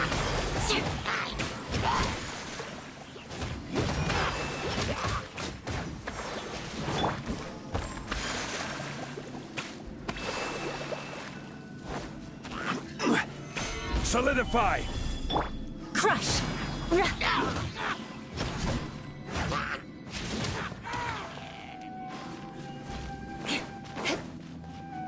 Beg for mercy.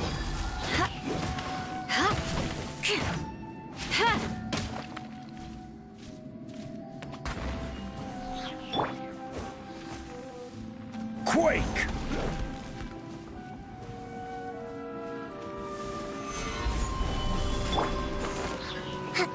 Hold the line! Crush!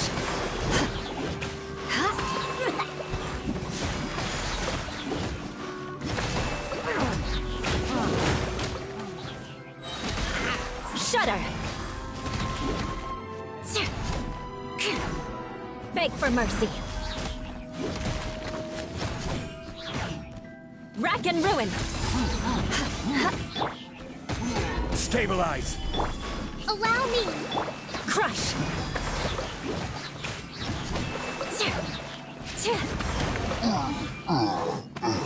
Beg for mercy.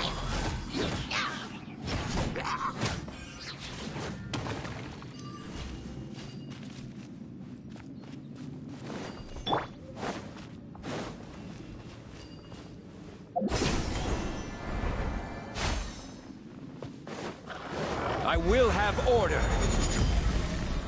Solidify! Hold the line! Crush! I hear everything! Shudder! Vengeance will be mine! I condemn you!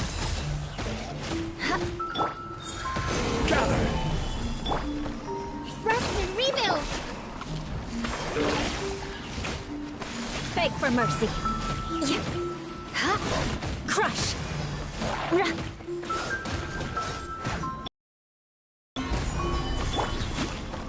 Torrent, bring refuge!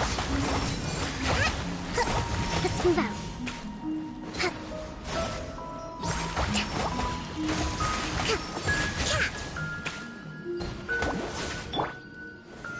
Solidify! Allow me! Beg for mercy. Shudder!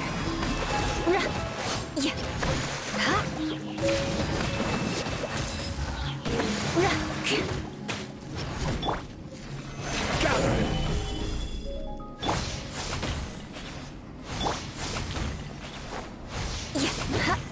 More speed. Beg for mercy. Look! A four-leaf sigil has appeared in the sky! Rest and rebuild!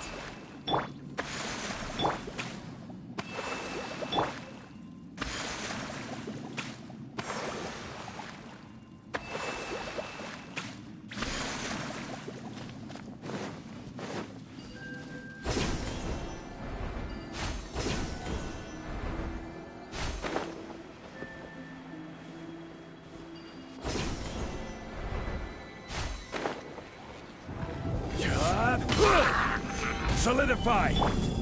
Allow me! Crush!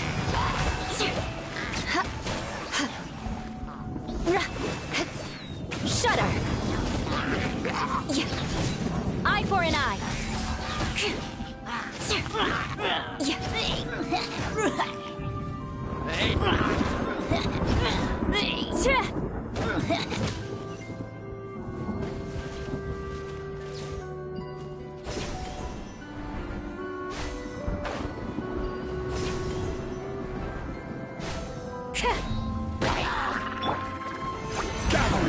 This is order! Freeze to the core! Crush!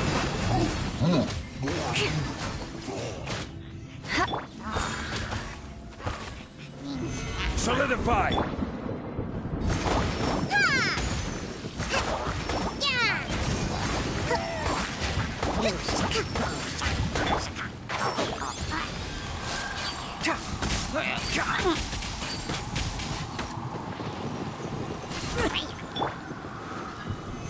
Stabilize!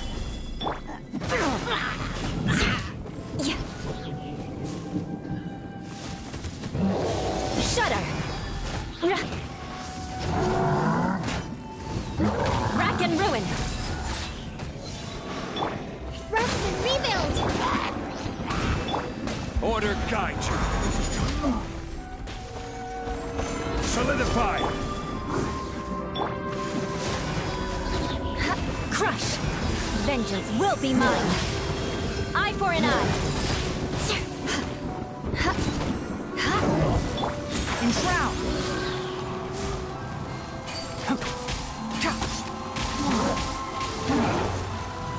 I'll uproot you!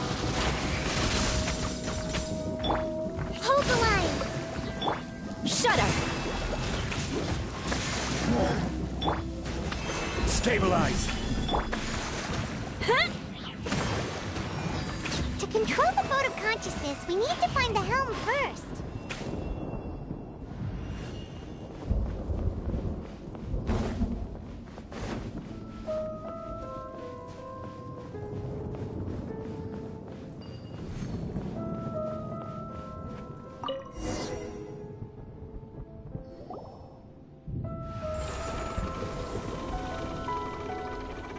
We changed direction.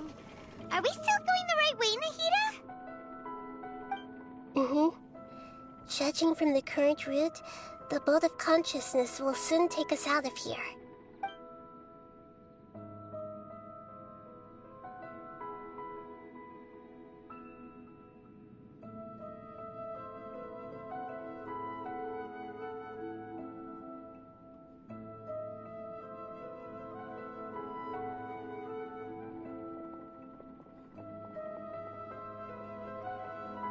We'll be arriving at our destination soon. How are you feeling? Are your minds still intact? Huh? But everything's been completely normal for Paimon. Hopefully there won't be any more interruptions. This time, we should be able to meet Greater Lord Rukkhadevata. Are you saying you've never met Greater Lord Rukkhadevata before? No. It seems that my birth and her death took place at the same time. Otherwise, I think she would have given me a little more guidance, and I could have done a better job. Hey, you've done a great job, Nahida. Let's get out of this creepy place and go meet her.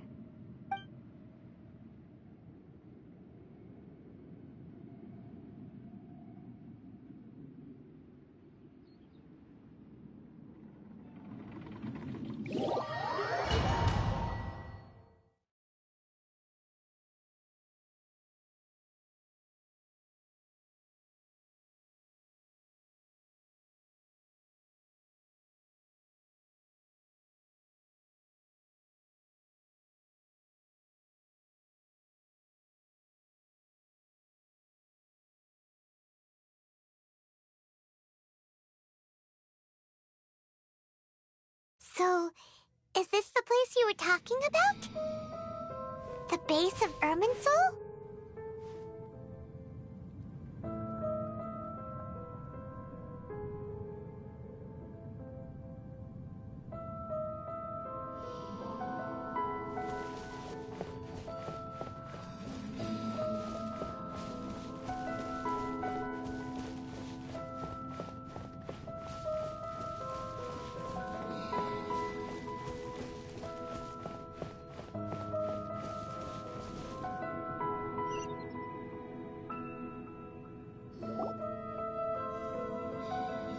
Well, this is the place.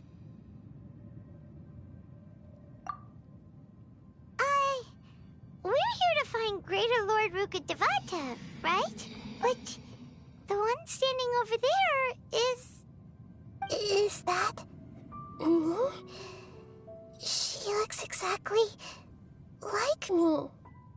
Are you Greater Lord Rukkhadevata? Yes, that's me. Are you surprised by my appearance? Irminsul and the surrounding lands have been reproduced here as they were years ago. But this is just a realm of consciousness. We are manifestations of the same nature. Hence why we would appear exactly the same. We're of the same nature. Why? Because you are me, and I am you. You are me in the new samsara. The new samsara?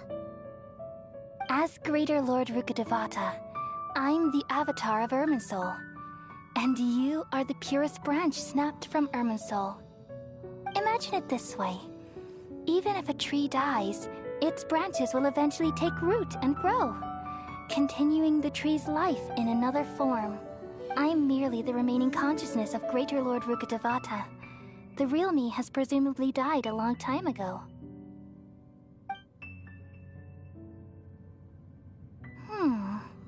Judging from your appearance, I've probably been dead for 500 years. But you're finally here. My new self in the samsara. If this is true, then am I going to be a great Archon like you someday? Though we share the same nature, our fates are bound to be different. All things have their own fate. When a branch grows into a mature tree, it won't be the same as the original tree. That's why fate is the ultimate knowledge, isn't it? That's a great insight. Yes, very good. It's also precisely why you won't become like me. Really? But perhaps you may become an even greater Archon than I. I already see a determination in you that I didn't possess in my time, and the future that it leads you to will be yours alone. Along with the blessings from your past experiences. Don't worry. The growth of wisdom is like that of a plant. You only need to wait quietly for the flower to bloom. Come to think of it, the sages never had the faintest inkling of the meaning of wisdom. Thank you. Nothing makes me happier than discovering that the Archon I always admired was in fact myself in another fate. It's so nice to speak with you, Greater Lord Rukkhadevata. I've always wanted to meet you. The feeling is mutual. From the moment I snapped the branch off Irminsul and created you, I've also looked forward to talking with you. Could you tell me why you wanted to create me? And what exactly happened when you died? Ah, I see. You're here seeking answers, right? Everything that day, even the sky itself, changed into a color like this. At that time, the seven were all summoned to the nation of Conria. Except for me. I had a more important task to attend to. I had to protect Irminsul. The disaster occurred together with the pollution of forbidden knowledge. At that very moment, with my consciousness connected to Irminsul, I sensed something was wrong. The pain started to torment my mind. By the time I reached Irminsul, it was already displaying signs of corruption. Had I not repelled the pollution of forbidden knowledge with King Deshret thousands of years ago, I might have felt even more hopeless and lost. So what exactly is forbidden knowledge? It's a kind of knowledge that doesn't belong to this world, and a form of truth that can't be understood. It came from the very bottom of the abyss. Even I could never understand it. The world is constantly rejecting it, leading to all kinds of bad phenomena. If we allow forbidden knowledge to pollute Irminsul, I'm afraid the entirety of Tevat could fall apart. So, there's knowledge that even the God of Wisdom can't understand? At that time, I knew I couldn't repel the forbidden knowledge with my strength alone. Which is why I created a device that compiled human wisdom and named it the Akasha. It's truly the world's most amazing invention. Thank you. For a long time, I thought dreams were the fruit of human wisdom. Though it was selfish to do so, I borrowed people's dreams using the Akasha. Then I compiled their wisdom and all of my own power. Well, did it work? Thanks to the wisdom of the people of Sumeru, almost all the forbidden knowledge was cleared from Irminsul. But things didn't go as smoothly as I thought. I had a terrible headache, which gave me an uneasy feeling. And then I remembered that my consciousness was also connected with Irminsul. It brought me knowledge and wisdom, but vile corruption as well. From the very beginning, my existence had been polluted by the forbidden knowledge. Oh no. How could that happen? I've experienced that pain in your consciousness. It must have been a horrible experience. Yes, but my feelings weren't important. The important thing was that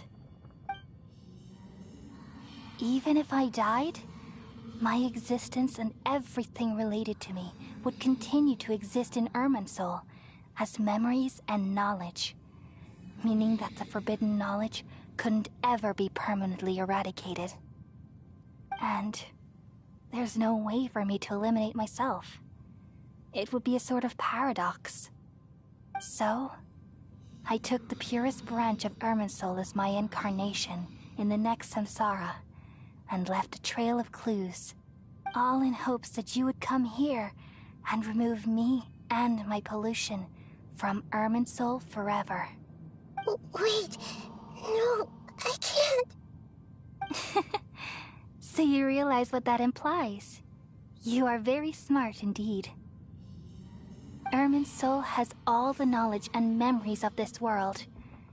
And as you've realized just now, removing me from Irminsul means I essentially will never have existed in this world. But this is the only way to save Irminsul.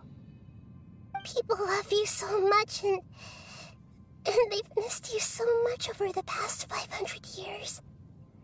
I am exactly the same. So how can we just forget you like this? Is there really no other way? There must be something else I can do. You're the god of wisdom, Boer. You should know that there is no other way. But this is so cruel. I don't want to forget you. No need to feel so sad, Boer. As someone who delights in wisdom, you should feel joy at finally finding the answer. These are the words in their entirety. The answer you've been seeking all along. Let the world completely forget me.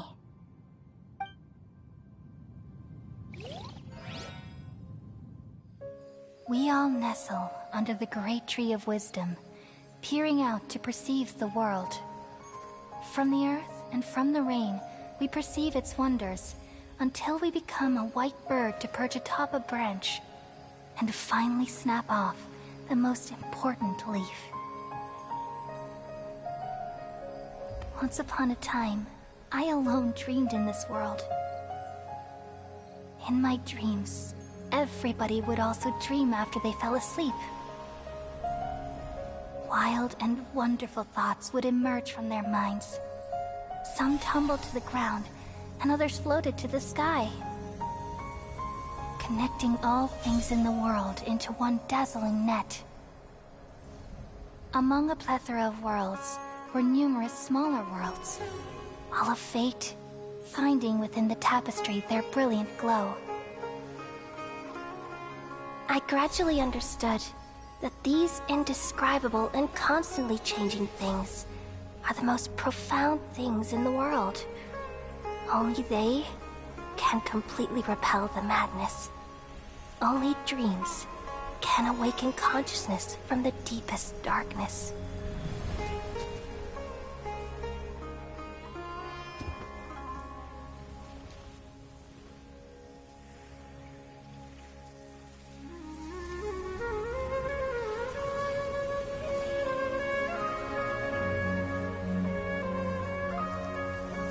I'm the one who posed this question, yet also the one who sought a solution.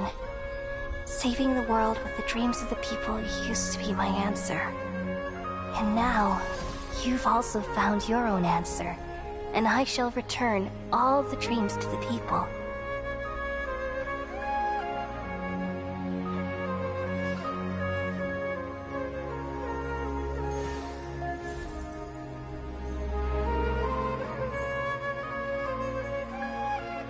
Goodbye, people of Sumeru. May you be blessed tonight with the sweetest of dreams.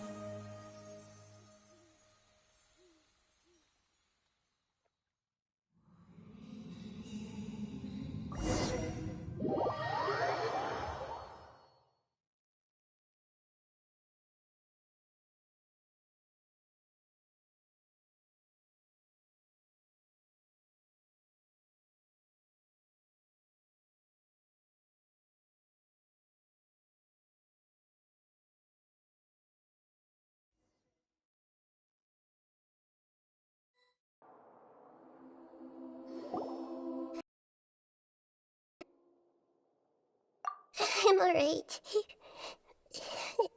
I'm just a little confused. We've just saved the world, right? So why am I crying?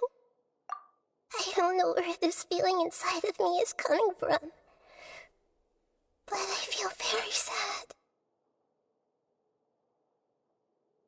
Just now, we used the power of two gnosis to successfully connect with the Ermin soul consciousness from 500 years ago.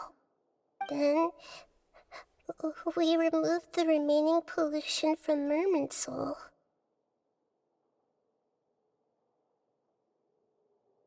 Yeah, what's wrong? Weren't you there just now?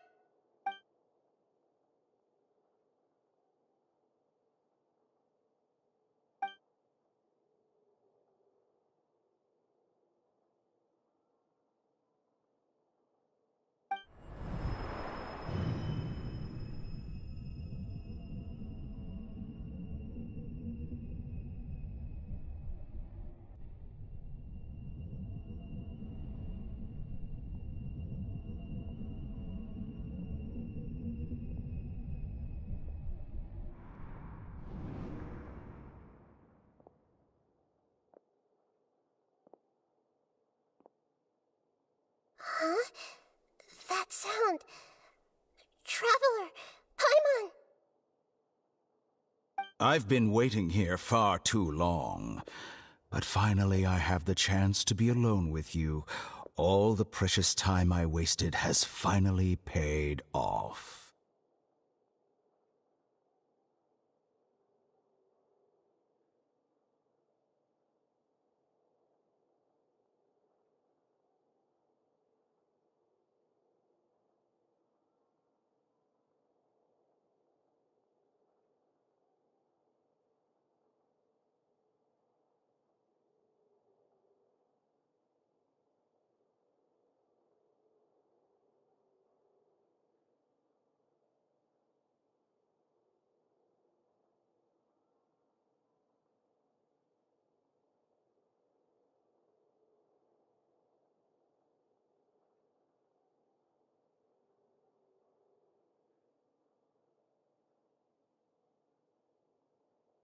The doctor!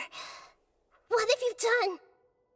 Just a type of sound wave that can quickly put defenseless people into a dream. As I expected, it doesn't have any effect on gods.